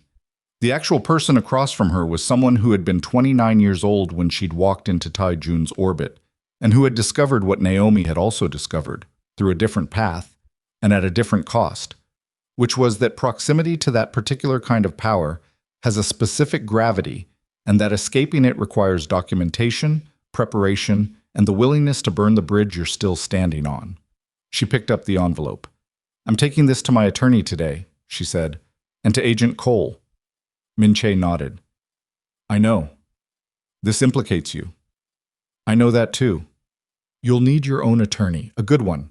Criminal defense, not civil. Naomi paused. I know someone. Not from his world. Clean. She reached into her bag and wrote a name and number on a page from her notepad, the same notepad she'd been making lists on since the first night at the hotel, and slid it across the table. Call before 5 today. Min-chae looked at the paper. Something moved through her face that she controlled quickly. Not gratitude exactly, but the particular expression of a person who has been bracing for a blow and received help instead. Why are you doing this? Naomi stood, folded her coat over her arm, picked up the envelope. Because the goal isn't to destroy you, she said. The goal is accuracy. The record being accurate. Who did what, and who knew what, and who was an instrument, and who was the hand holding it. She looked at Min-chae directly. I need the record to be accurate for my own reasons. Your situation being accurate is the same work. She left the coffee shop. She walked half a block, stopped in a doorway, and stood there for a moment with the envelope under her arm and the cold at her face and her heart doing something irregular and fast that she gave herself 30 seconds to experience before she took a breath and pulled out her phone and called Gail Whitmore. Gail's office at noon had a different quality than Gail's office at 9 in the morning. The morning quality was the managed efficiency of a day beginning, and the noon quality was the concentrated pressure of a day already mid-operation. When Naomi arrived, Torres met her at the elevator and moved her through the outer office with a speed that told her Gail had cleared her schedule. She put the envelope on the desk. Gail opened it. She removed the documents with the careful, methodical attention of someone who understood that the handling of evidence was itself a form of argumentation. She read. She did not speak while she read. Not a word, not a sound. Her expression did not change. This, Naomi had come to understand, was Gail's tell. When the information was significant, she went completely still, all of her processing going inward. She read for 11 minutes, then she set the documents down and looked at Naomi. Where did you get these? She said. Naomi told her. You met with her alone. Yes. Gail's expression indicated what she thought of this without putting it into words. Then she moved on. These communications between Tae-jun and Marsh are significant. If they're authentic, and will need verification, they constitute evidence of deliberate structuring of a legal liability using your identity, predating your separation, with the specific intent of redirecting federal investigation exposure. She paused. This is not a divorce anymore. I know, Naomi said. This is obstruction, fraud, potentially witness tampering if they try to interfere with your cooperation. She looked at the documents again. Marsh is going to know we have these, possibly within hours. Tae-jun will know. How soon can we get this to Cole? I'm calling her now. Gail was already reaching for her phone. Naomi, I need you to understand something. She held the phone but didn't dial yet. Once I make this call, the protection we can offer you is procedural. The legal process, the cooperation agreement, the documentation. What we cannot control is how Tae-jun responds to knowing that you are in possession of material that places him directly in the frame of a federal investigation. She waited a beat. Are you somewhere safe tonight? Danielle is with me. That's not... She stopped herself, recalibrated. Is there somewhere else you can go? Someone he doesn't know about? Someone outside your established network? Naomi thought. She thought about people who were genuinely outside the circles she had inhabited. Not the nonprofit world, not the social world adjacent to Tae-jun's legitimate business, not anyone whose name had ever appeared in a conversation in the Westchester estate. She thought about her cousin Renee, who lived in Philadelphia and ran a catering company and had not been to New York in 4 years. She thought about her former colleague David Park, no relation to Josephine, who had moved to New Jersey 3 years ago and lived in a suburb that was specifically the kind of place that was invisible to Manhattan-based operations. Yes, she said. There's somewhere. Go there tonight. Tell Danielle. Nobody else. Gail dialed. Agent Cole arrived at Gail's office at 3:45 with Briggs and a third agent Naomi hadn't seen before. A tall white man named Garrett who carried a laptop and set it on the conference table with the practiced efficiency of someone who had done this particular setup many times. The dynamic of the room shifted from the previous meeting. Previously, Cole had been the person with information that Naomi was responding to, and now the documents on the table redistributed that weight. Cole looked at the transaction logs first, then the communications. Her face, like Gail's, gave nothing away while she read. But she read the Marsh communications twice, which told Naomi something. The source, Cole said when she finished. Female. Financial strategist. 18 months inside the Kang organization's legitimate corporate structure. Yes, Naomi said. She's prepared to speak with us? She has her own attorney as of this afternoon. You'll need to go through counsel. Naomi paused. She's scared. She has legitimate exposure. The way you treat her in the first conversation is going to determine how much she gives you in the subsequent ones. Cole looked at her. Something in the look was different from their first meeting. A slight recalibration of the baseline, the look of someone reassessing the nature of who they're talking to. You're advocating for her. I'm being accurate about the strategic conditions, Naomi said, which I believe is useful to you. A pause. It is, Cole said. Garrett was running something on the laptop. He turned it toward Cole. She looked at it, nodded once. The communications are consistent with the metadata from the internal system we've already been analyzing, she said to Naomi. We'll need 48 hours to complete the verification, but preliminary assessment indicates authenticity. What does that mean for me? Naomi said. For Ellison Capital Partners and my name on it. Cole set the documents down. If these hold up, your legal exposure in relation to the LLC and the connected transactions is significantly reduced. The documentation of intent, Tae-jun's direction to Marsh specifically regarding your name as a redirect target, changes the evidentiary picture substantially. She paused. I won't promise you a clean outcome because I don't make promises in this phase of an investigation. What I can tell you is that cooperation at this level, combined with this documentation, materially changes your position. Naomi nodded. Ms. Ellison. Cole's voice shifted. Not softer exactly, but with a different quality of directness. The kind that signals what's coming is something the speaker considers important enough to step slightly outside the procedural language for. You should know that what you've brought to us today substantially accelerates the scope of our investigation. Kang Tae-jun has been a peripheral figure in several prior investigations that didn't produce sufficient evidence to pursue. This documentation changes that calculation. She held Naomi's gaze. What happens next is going to move faster than the civil proceedings you've been managing, and it is going to be visible. It will not be possible to keep the escalation private. Naomi understood what this meant. Tae-jun was going to know. Perhaps not immediately, but soon. Within days at the most, likely within hours once Marsh's people ran their own network of early warning signals, which they most certainly did. I understand, she said. Is there anything else you want to tell us before we close today's session? Naomi looked at the documents on the table. 9 years of proximity to a world she had not chosen and had not fully understood and had nonetheless absorbed. The way you absorb the grammar of a language spoken around you daily without formally studying it. She knew things. Not evidence, not documentation, things. Structures, names, the way certain conversations happened in certain contexts. The particular choreography of who left the room when which subjects came up. I know the names of 3 companies that are presented as legitimate investment holdings and function as capital movement vehicles, she said. I don't have documentation. I have 9 years of observation. She paused. I'll give you the names. What you do with them is your work. Cole nodded at Garrett, who opened a new document on the laptop. Naomi gave them the names.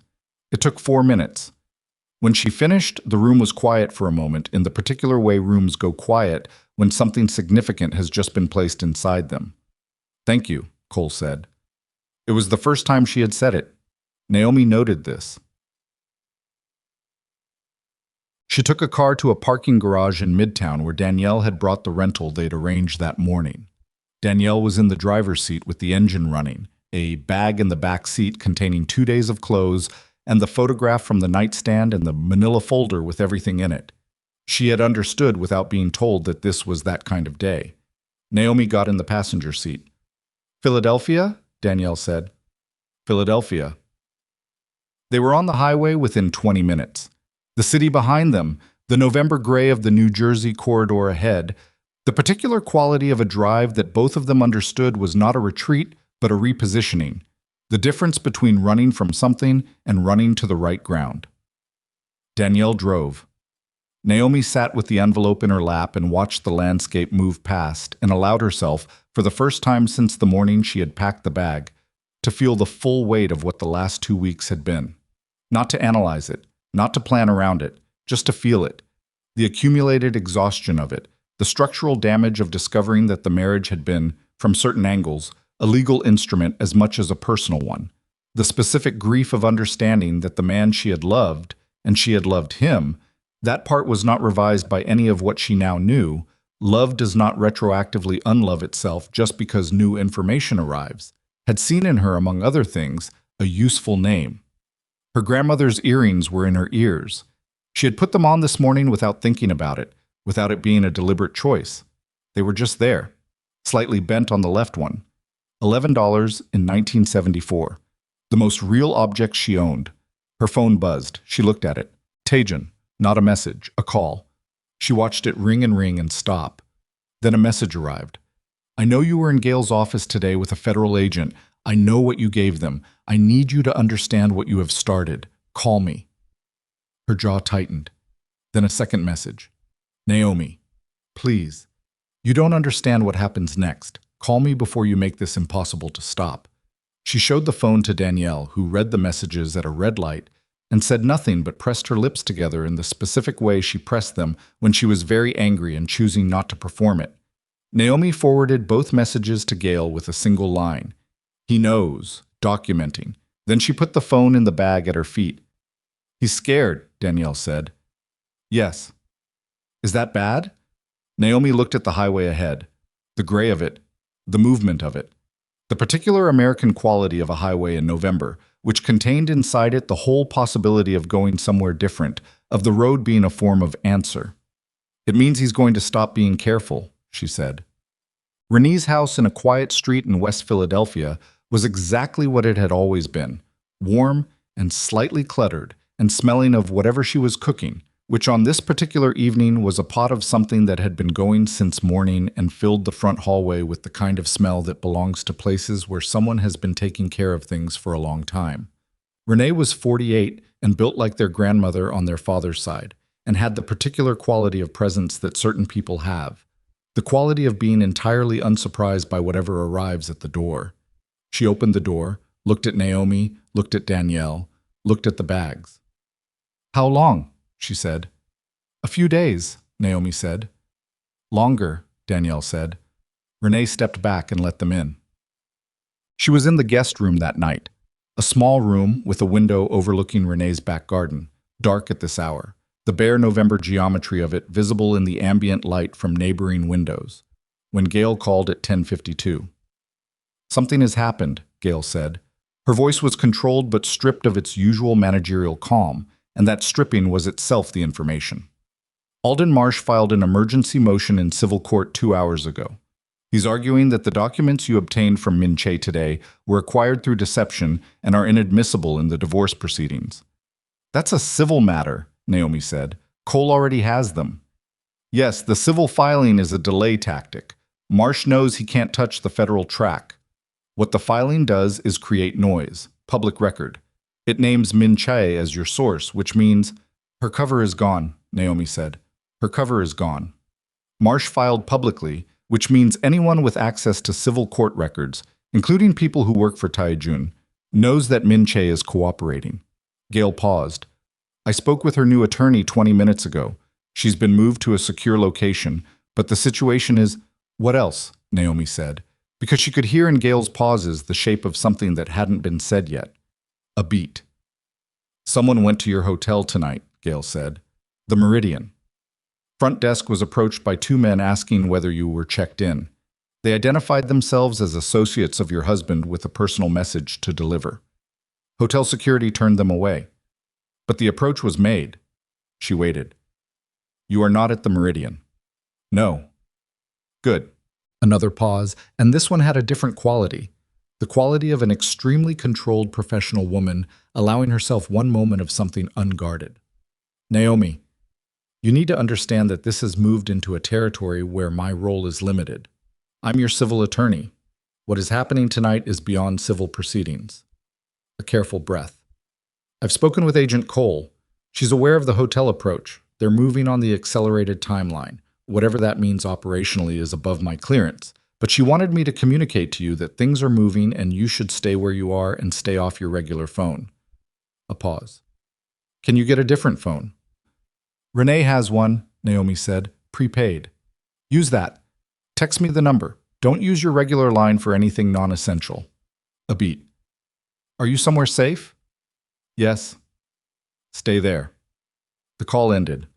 Naomi sat on the edge of the guest bed in Renee's house in West Philadelphia, holding her phone, listening to the quiet of a house where someone had been taking care of things for a long time, and felt something move through her that was not panic. She was past panic, had metabolized that particular fuel days ago, but was something adjacent to it, something rawer and more specific. This was real. Not the abstract real of legal filings and attorney strategy. The real of 2 men at a hotel front desk. The real of a woman moved to a secure location. The real of a federal investigation accelerating because of names she had given in a conference room in Lower Manhattan that afternoon. She had done the right thing. She was as certain of this as she was certain of anything. She was also sitting in her cousin's guest room in Philadelphia, with a burner phone being prepared in the kitchen, and men had been at her hotel tonight looking for her, and the person she had been married to for 9 years. The person she had loved, the person who had remembered how she drank her coffee, and listened when she spoke, and promised that no matter how dark his world became, was the reason for all of it. She set the regular phone on the nightstand. She looked at the dark window, the garden she couldn't see, the bare branches of a tree that would leaf out in spring and right now just held its structure against the sky. A knock at the door. Renee, with the prepaid phone and a cup of tea and the expression of a woman who did not need the situation, explained to her to understand that it was serious. "You okay?" Renee said. "No," Naomi said. "Good. Honest is better."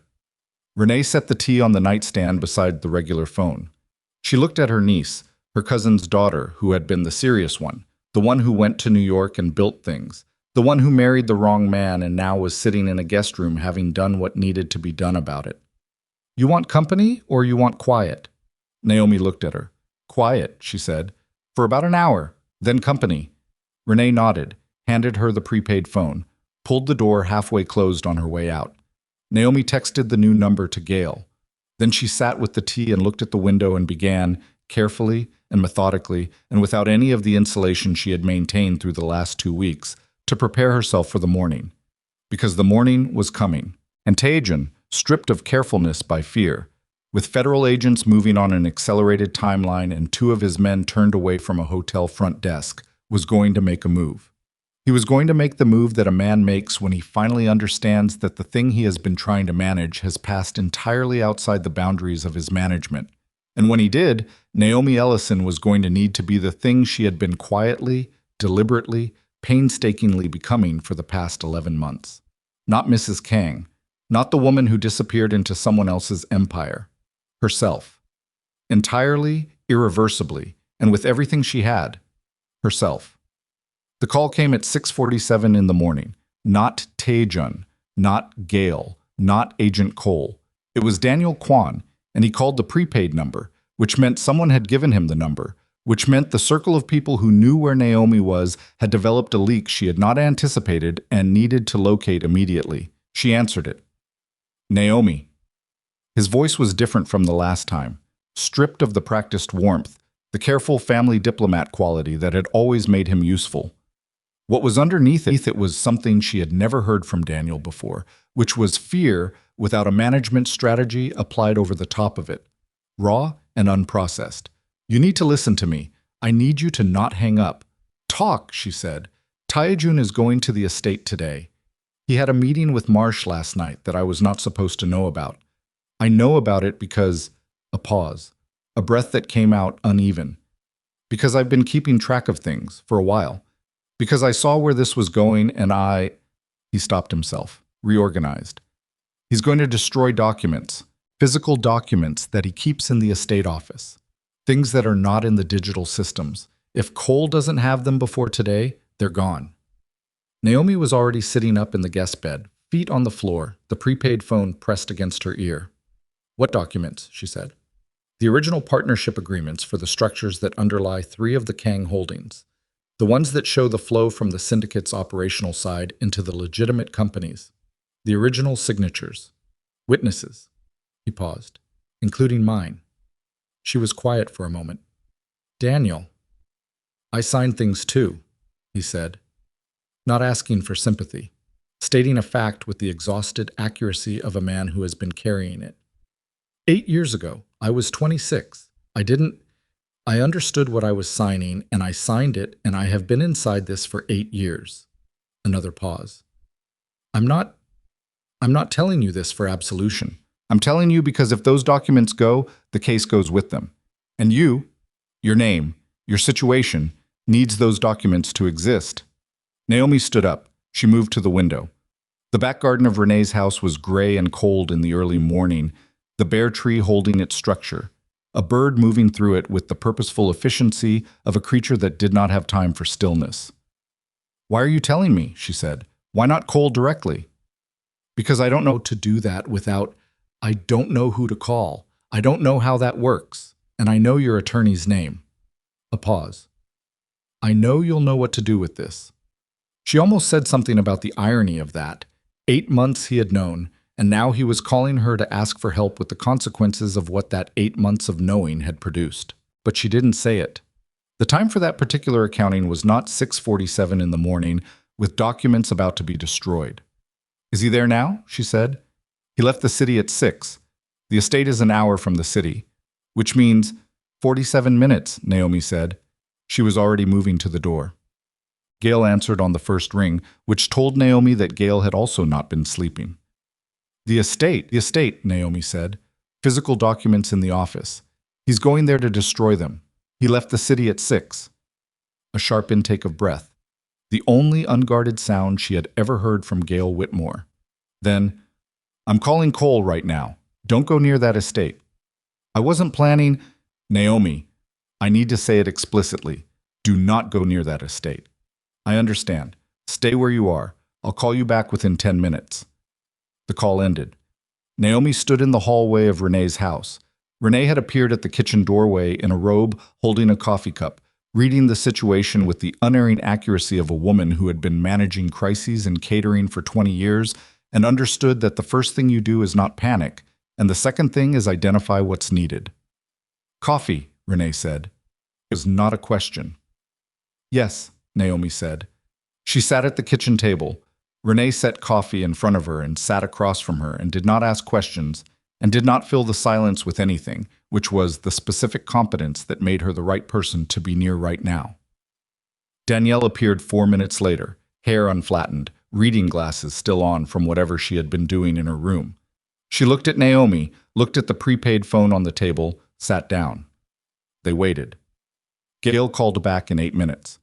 Cole had assets already positioned in Westchester, Gail said, not hiding the tension now. They're moving on the estate. They had a warrant in preparation that the document information accelerates. Tae-jun is going to arrive at that estate and find federal agents already there. A pause. It's done, Naomi. Whatever happens in the next several hours, it's out of our hands now and into theirs. Naomi held the coffee cup, the warmth of it against her palms. Daniel Kwan, she said. He's the one who told me about the documents. He has his own exposure. I'll reach out to his attorney, if he has one. If he doesn't, he needs one immediately. A pause. Naomi, breathe. I'm breathing. The civil proceedings are going to be suspended temporarily while the federal action takes priority, which means the divorce timeline extends. I know that's not... I know, Naomi said. It's fine. The timeline is fine. Are you somewhere safe? Yes. Then stay there today.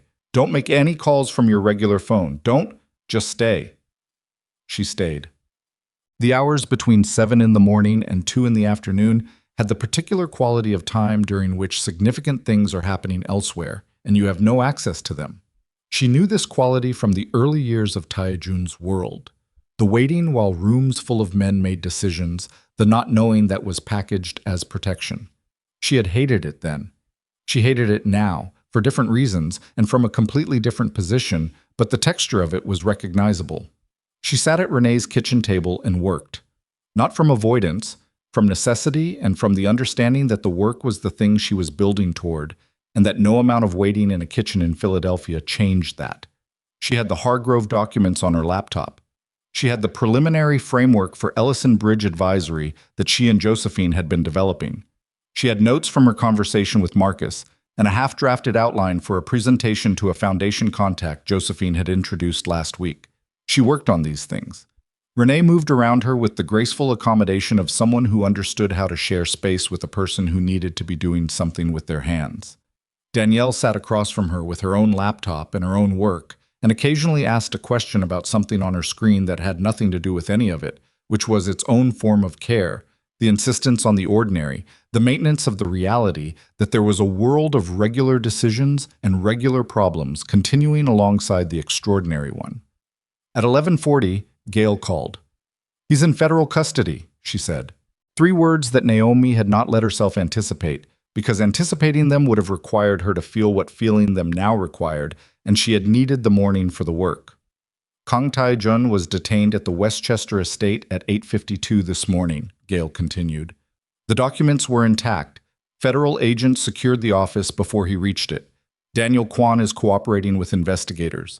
Alden Marsh has withdrawn from representing Tae-jun in the criminal matter, conflict of interest, given his own role in the communications we provided. A pause. Min-chae gave a full statement this morning from wherever they have her. Cole's office described it as comprehensive. Naomi set the laptop aside. She pressed her hand flat against the kitchen table, the solid, ordinary surface of it, wood that had been here for years, that would be here long after today. What does this mean for me? She said. Not dramatically, as information. It means the federal investigation has a primary target, and it is not you.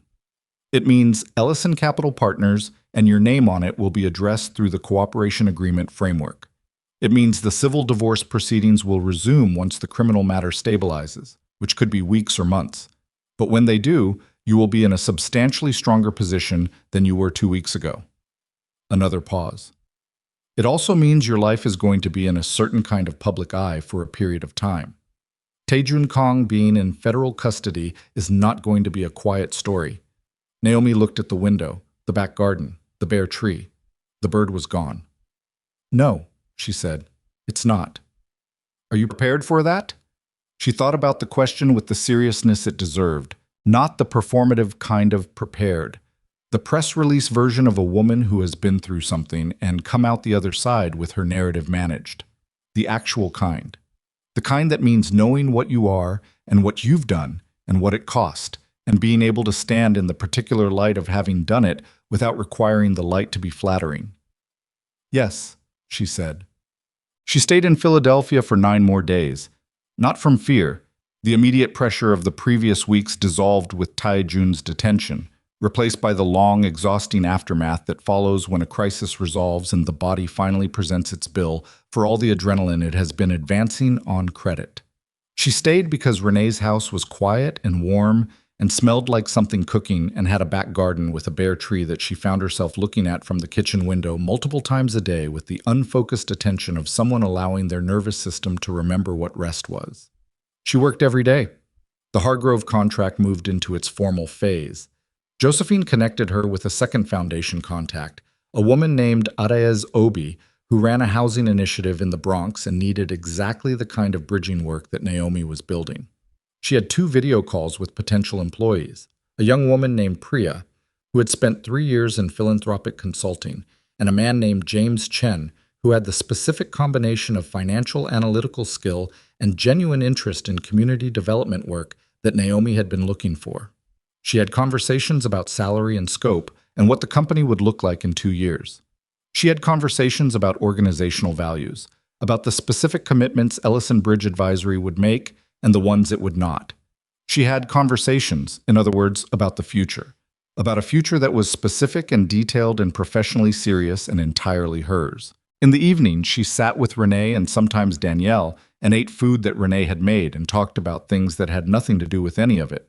Renee's catering clients, a ridiculous dispute at the neighborhood association meeting, the book Danielle was reading, the garden plan Renee had for spring. Ordinary things. The specific texture of ordinary things which had been absent from her life for a long time and which she was rediscovering with the particular attentiveness of someone for whom ordinary has become something worth noticing. She cried twice during those 9 days. Once in the shower on the 4th day, with the water very hot, in the way you cry when the body has simply been waiting for a private enough moment, and the shower provides it. Not from grief about Tae-jun, or not only that, from the accumulated weight of what the last several years had been, the gradual erosion of herself that had happened so slowly.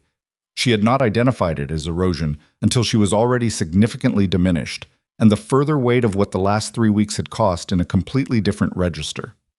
The second time was on the 7th day, when she called her mother.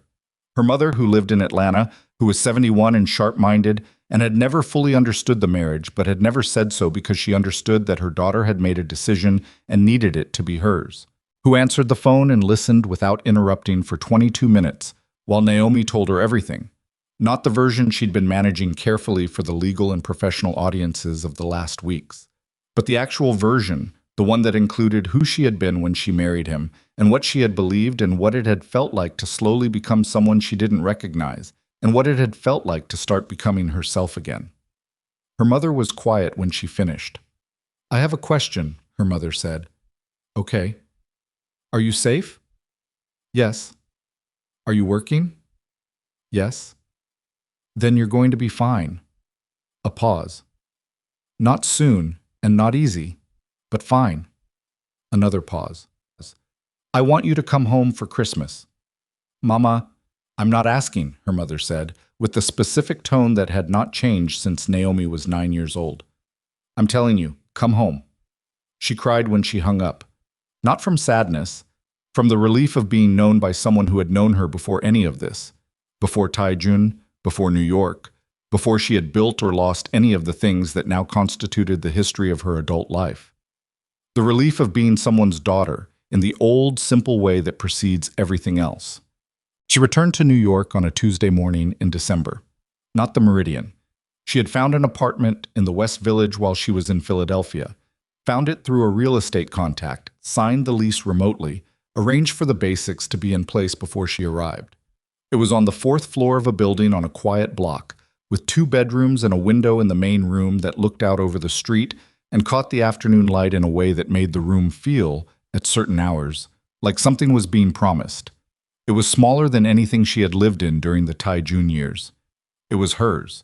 She spent the first afternoon in it alone, unpacking the bag she had packed 41 days ago and the additional things that had been shipped from storage, arranging them in the rooms with the considered attention of someone who understood that the arrangement of objects in a space is a form of declaration. This is what I am keeping. This is what I need around me. This is the shape of the life I am building. The photograph of her and Danielle went on the nightstand. Her grandmother's earrings went on the small tray on the bathroom counter where she would see them every morning. The manila folder with her professional materials went on the desk in the second bedroom, which she had decided would be her office. And she sat down at that desk and looked at the wall in front of it for a moment and thought about what she wanted on that wall. Not art yet, not anything decorative, but eventually. Something that belonged to her looking. She put a single piece of paper on the wall. The list she had written at 2 in the morning in the hotel room on her first night. What she knew how to do. Both sides of the notepad, the full inventory of herself. She pinned it to the wall directly in front of the desk, where she would see it every day when she sat down to work. Not as inspiration, as orientation. The way a map is not inspiration, but is what you use to know where you are. The story became public the following Thursday. Not in the way Naomi had feared. The exposure by association, the narrative of the mafia boss's wife, the reduction of her situation to its most sensational outline. The story that emerged through the careful management of what Gale and Cole's office released and did not release was more specific than that. It was a story about a federal investigation, about a financial structure, about cooperation and documentation. Naomi's name appeared in the coverage, but in the context of a cooperating witness, a woman who had provided material information, not as a subject. Her phone filled up. Former colleagues, foundation contacts, people she had known from the nonprofit years who had heard things and wanted to know she was all right. A few journalists who requested comment, all of whom were directed to Gale's office and received no comment. Josephine Park, who called to say that the Hargrove people were aware and their position was unchanged, which Naomi received with a relief she was not entirely prepared for. The professional world she was rebuilding holding its ground. And Danielle, who called 6 times in one day, not because she needed anything, but because she was Danielle, and this was what she did. The call she did not anticipate came 10 days after the story broke. It came from a number she recognized, the Westchester Estates landline, which she had not seen on a screen in 6 weeks, and which produced, when she saw it, a physical response she had not predicted. A tightening across the chest, a quickening of breath, the body remembering something the mind had been managing carefully. She let it ring. She stood in her kitchen in the West Village apartment, in the afternoon light that came through the window over the sink, and let it ring until it stopped. A voicemail notification appeared. She did not listen to it for 3 hours. She finished what she was working on, made dinner, actual dinner, a real meal, the kind she had been slowly relearning the value of in Philadelphia, ate it at her kitchen table while reading something that had nothing to do with any of this, and washed the dishes. Then she sat in the chair by the window and listened to the voicemail. Tae-jun's voice. She had not heard it since the call in the elevator, 41 days ago. He was not calling from custody. She understood from Gale that he had been released on conditions while the investigation continued, confined to the estate. His voice carried the particular quality of a man who has had 41 days of enforced stillness in a house that now held very different associations, and who has used some of that time to arrive at something that is not quite humility, but is something closer to it than he had ever come before. "Naomi," he said, and then was quiet for a moment that was long enough to be real, not performed. "I'm not calling to ask for anything. I know there is nothing to ask for." Another pause. "I've been in this house for 6 weeks. Our house, your house, the house you left." She could hear him choosing words with the care of a man who has thought about this speech many times and knows there is no version of it that lands correctly and is saying it anyway. "I want to tell you that I understand what I did, not the legal situation, what I did to you, personally. The specific, a stop. You were the most capable person I have ever been with. And I spent 9 years making sure you couldn't fully be that person because I needed something I could be the center of, and you let me do it because you loved me, and I—" Another stop, longer. "I don't have a way to finish that sentence that doesn't sound like an excuse. It isn't an excuse. I wanted you to know that I see it, what I took, what I built around you without telling you." A pause. "I'm sorry, Naomi. I know what that's worth right now. I know it's not much, but I'm sorry." The voicemail ended. She sat with it. The window showed her the street below. December now, the light going early, people walking with their coats pulled against it. A woman pulling a small child in a wagon. A man stopping to check his phone, his breath visible in the cold. The ordinary traffic of a city evening, continuous and indifferent. She did not call him back. She did not save the voicemail. She did not delete it either, not that night. She simply let it sit in her phone, listened to once, in the chair by the window in her apartment in the West Village, where the afternoon light was gone now and the evening was coming in through the glass. She thought about what he'd said. She thought about whether it was true, whether the understanding he expressed was genuine or was the most sophisticated version of management, the apology calibrated to produce a particular response. She thought about whether it mattered which it was, whether a real apology from Tae-jun changed the geography of anything. It did not. The work was the same tomorrow. The apartment was the same. The photograph on the nightstand and the list pinned to the wall in the office and the two people she was about to hire and the foundation contact she was meeting on Friday. And the call with her mother she had every Sunday evening now. All of it was the same, regardless of whether the voicemail was genuine. That was the thing she had not fully understood when she packed the bag, that the exit from the marriage was not the destination. It was the precondition. What came after the exit was the actual work. Not dramatic, not cinematic, not the clean arc of a narrative resolution. Just the daily, specific, unglamorous labor of building a life that belonged to her, which required getting up and doing it again every morning, regardless of how tired she was or how complicated the previous night had been. She deleted the voicemail, not from anger, from the simple understanding that it was not something she needed. The meeting with Arayaz Obi happened on a Friday afternoon in the second week of December in the offices of the Housing Initiative on the Bronx's Grand Concourse, a building that had been a bank in the 1940s and retained the particular architecture of institutional trust, high ceilings, and good stone and windows that let in more light than you expected. Arayaz was 53, Nigerian-American, a woman who had the quality of someone who had been doing serious work for a long time and had the specific confidence of someone for whom the work is its own justification.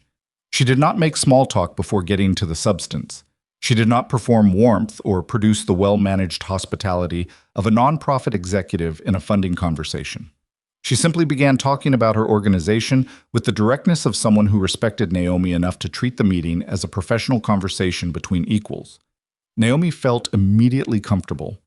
They talked for 90 minutes about the initiative's capital needs, not just the immediate funding gap, but the structural ones, the kind that recur because the organization had never had access to the financial planning expertise and the capital network connections that would allow it to build stable funding architecture rather than scrambling from grant cycle to grant cycle. Naomi asked questions that were precise and occasionally uncomfortable, questions about financial management, about board governance, about the organization's own internal capacity to absorb and deploy capital effectively, because the questions that were precise and occasionally uncomfortable were the useful ones. Arayaz answered them directly and without defensiveness. At the end of the 90 minutes, Arayaz looked at her across the desk and said, "Josephine told me what you've been through the last several weeks." Naomi met her eyes. "Josephine talks." "She talks selectively." Arayaz paused. "She told me because she thought I should know who I was meeting, not as gossip, as context for why you are available to be building something new right now." A pause. "I appreciated the honesty of the framing." "I appreciate that she provided it that way," Naomi said. "Can I ask you something off the record?" "Yes." "How are you doing, actually?" The question landed with the specific weight of someone asking it without any investment in a particular answer. Not asking it because they needed to hear that she was fine, not asking it with the slightly nervous energy of someone who wanted her to perform resilience for their comfort. Just asking. "I'm tired," Naomi said. "Most days. I'm doing the work anyway. And occasionally, for a few hours at a time, I feel something that I think might be what it feels like to be exactly where you're supposed to be." She paused. "Those hours are becoming more frequent."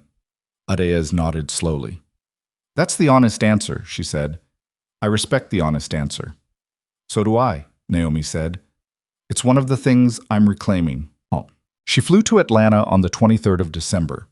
Her mother was waiting at arrivals, which she had been specifically told not to do, which she had done anyway, because her mother was 71 years old and had been waiting for this particular arrival for longer than the last 6 weeks and was not going to stand at the curb.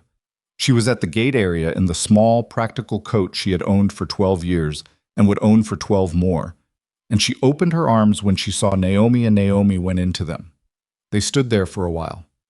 "You look thin," her mother said when they separated. "I've been eating." "Not enough." "I've been eating enough for someone who has been managing a federal investigation and founding a company." Her mother made the sound that meant she accepted the argument but reserved the right to feed her regardless. They walked to baggage claim. Her mother held her hand while they walked, the way she had when Naomi was small, the way she sometimes did when she was worried and did not want to say so, and chose contact instead of words. "Tell me about the company," her mother said. Naomi told her. They were in the car, on the highway toward her mother's house, the Atlanta skyline doing what it does at dusk in December, the light going in colors that New York does not produce. And Naomi talked about Ellison Bridge Advisory with the ease of someone talking about something real, not pitching it, not presenting it, just describing it the way you describe something that exists and is yours. Her mother listened. She asked questions about the specifics, what the clients needed, how Naomi found them, what the company would look like in a year. The questions of a practical woman who wanted to understand the actual structure of the thing rather than the concept of it. "And the name," her mother said. "Ellison Bridge." "Yes. Ellison is our name." "Yes," Naomi said. Her mother was quiet for a moment. Then, "I like that," she said simply. "What?"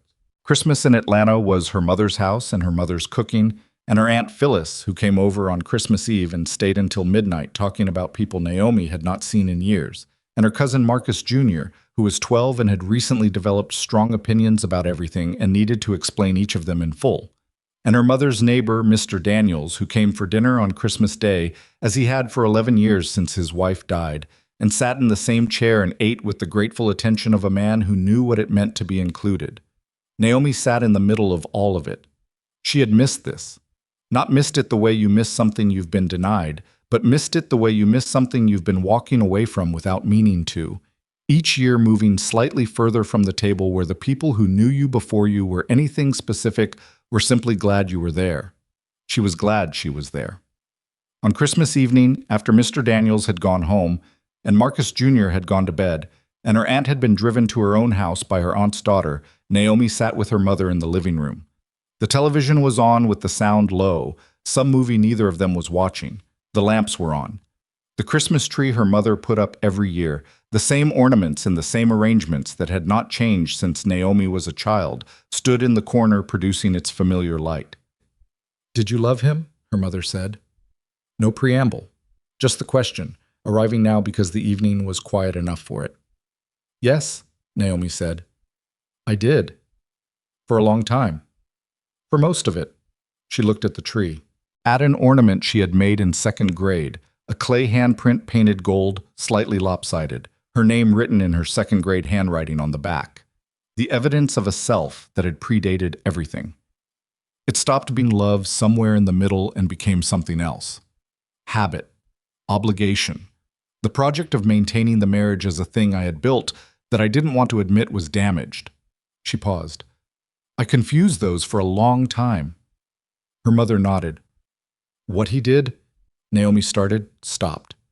"What he was is complicated. He wasn't simple. He wasn't a simple villain. He was someone who loved me in the ways he was capable of and used me in the ways that his world required and probably did not fully separate those two things in his own mind." She looked at the lopsided gold handprint. "I can hold all of that. I don't need it to be simpler than it is." "That's mature," her mother said. "That's tired," Naomi said. "I'm too tired to need it to be a simple story." Her mother made a sound that was almost a laugh. "That's the same thing sometimes." They watched the television that neither of them was watching. "Are you going to be all right?" her mother said.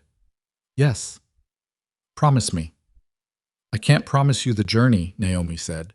"I can promise you the destination." She looked at her mother. The 71-year-old face of the woman who had been the first person who knew her, who had known her before she had a name, before she had a history, before she had anything except the fact of being here. I'm going to be all right. Her mother took her hand. She flew back to New York on the 27th. The apartment in the West Village was cold when she arrived. She'd left the heat turned low. She turned it up, put her bag down, and stood in the middle of the main room for a moment in her coat, looking at the space. The afternoon light was gone. She'd arrived in the early evening. The street lamps were on outside. She could see them through the window, the particular quality of city light in winter, the way it makes the night outside look both cold and inhabited. She made tea. She sat in the chair by the window with the tea and looked at the street below. The ordinary December evening of it, people walking, a couple carrying bags from somewhere, a man with a dog that was investigating something on the sidewalk with extraordinary commitment, the dog's owner waiting with the patient acceptance of someone who had learned that dogs have their own agenda. She sat there for a while. She thought about the next year, not anxiously, with the careful, grounded consideration of someone planning a route they intend to actually travel. Priya and James, her two new hires starting in January, the Hargrove contract moving into its active phase, the work with Adizi's organization, which she had formally agreed to take on, the office space she was looking at in the village, close enough to walk to, enough room for a small team. She thought about what Ellison Bridge Advisory was going to be in 2 years. She could see it, not as fantasy, as architecture. The specific shape of a company built on a specific skill set, serving a specific need, carrying a specific name that belonged entirely to the person who had built it. She thought about her mother's house at Christmas, the lopsided gold handprint on the tree. She thought about Tae-jun's voicemail, which she had deleted without answering. She thought about Min Che, who was somewhere being processed by a legal system into whatever her cooperation would produce, who had been inside the trap and had kept copies and had made the call, and whom Naomi thought about without hostility and without warmth, but with a kind of lateral recognition. Two women who had underestimated the cost of proximity to the same man and had arrived at the same door from different directions. She thought about Daniel Kwan, who had known for 8 months and had looked her in the eye and had finally called a prepaid number at 6:47 in the morning when it mattered most, which did not erase the 8 months, but did not count either. She thought about herself, the self that had arrived in this apartment 6 weeks ago with a single bag and a list and the slightly bent gold earrings. And she thought about the self sitting in this chair right now, which was the same person and also, in some ways that mattered, measurably different. Not better, necessarily. Not cleaner or simpler or more resolved, just more accurately herself. The version of Naomi Ellison that had the full inventory out on the desk, rather than compressed into the shape that someone else's world required. It was enough. More than enough, actually. It was the thing she had been trying to locate for years without knowing she was looking for it, the thing that had been there all along underneath the accumulating layers of the life she had accidentally been living. She finished the tea. She got up, washed the cup, put it on the drying rack. She went to the office, the second bedroom, the desk, the list pinned to the wall, and sat down and opened her laptop and looked at what needed to be done tomorrow. There was a lot. She worked until 10:30, then closed the laptop and went to bed. She did not lie awake. She slept the way a person sleeps when the day's work is finished, and the next day's work is waiting, and the space between those two facts is exactly the right size. Not too large to be frightening, not too small to be restful.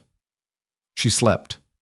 And in the morning, she woke up in her own apartment, in her own name, with her grandmother's earrings on the bathroom counter and the list on the wall and the city going about its business below the window, with its magnificent, indifferent continuity, and she made coffee and sat at the kitchen table and began.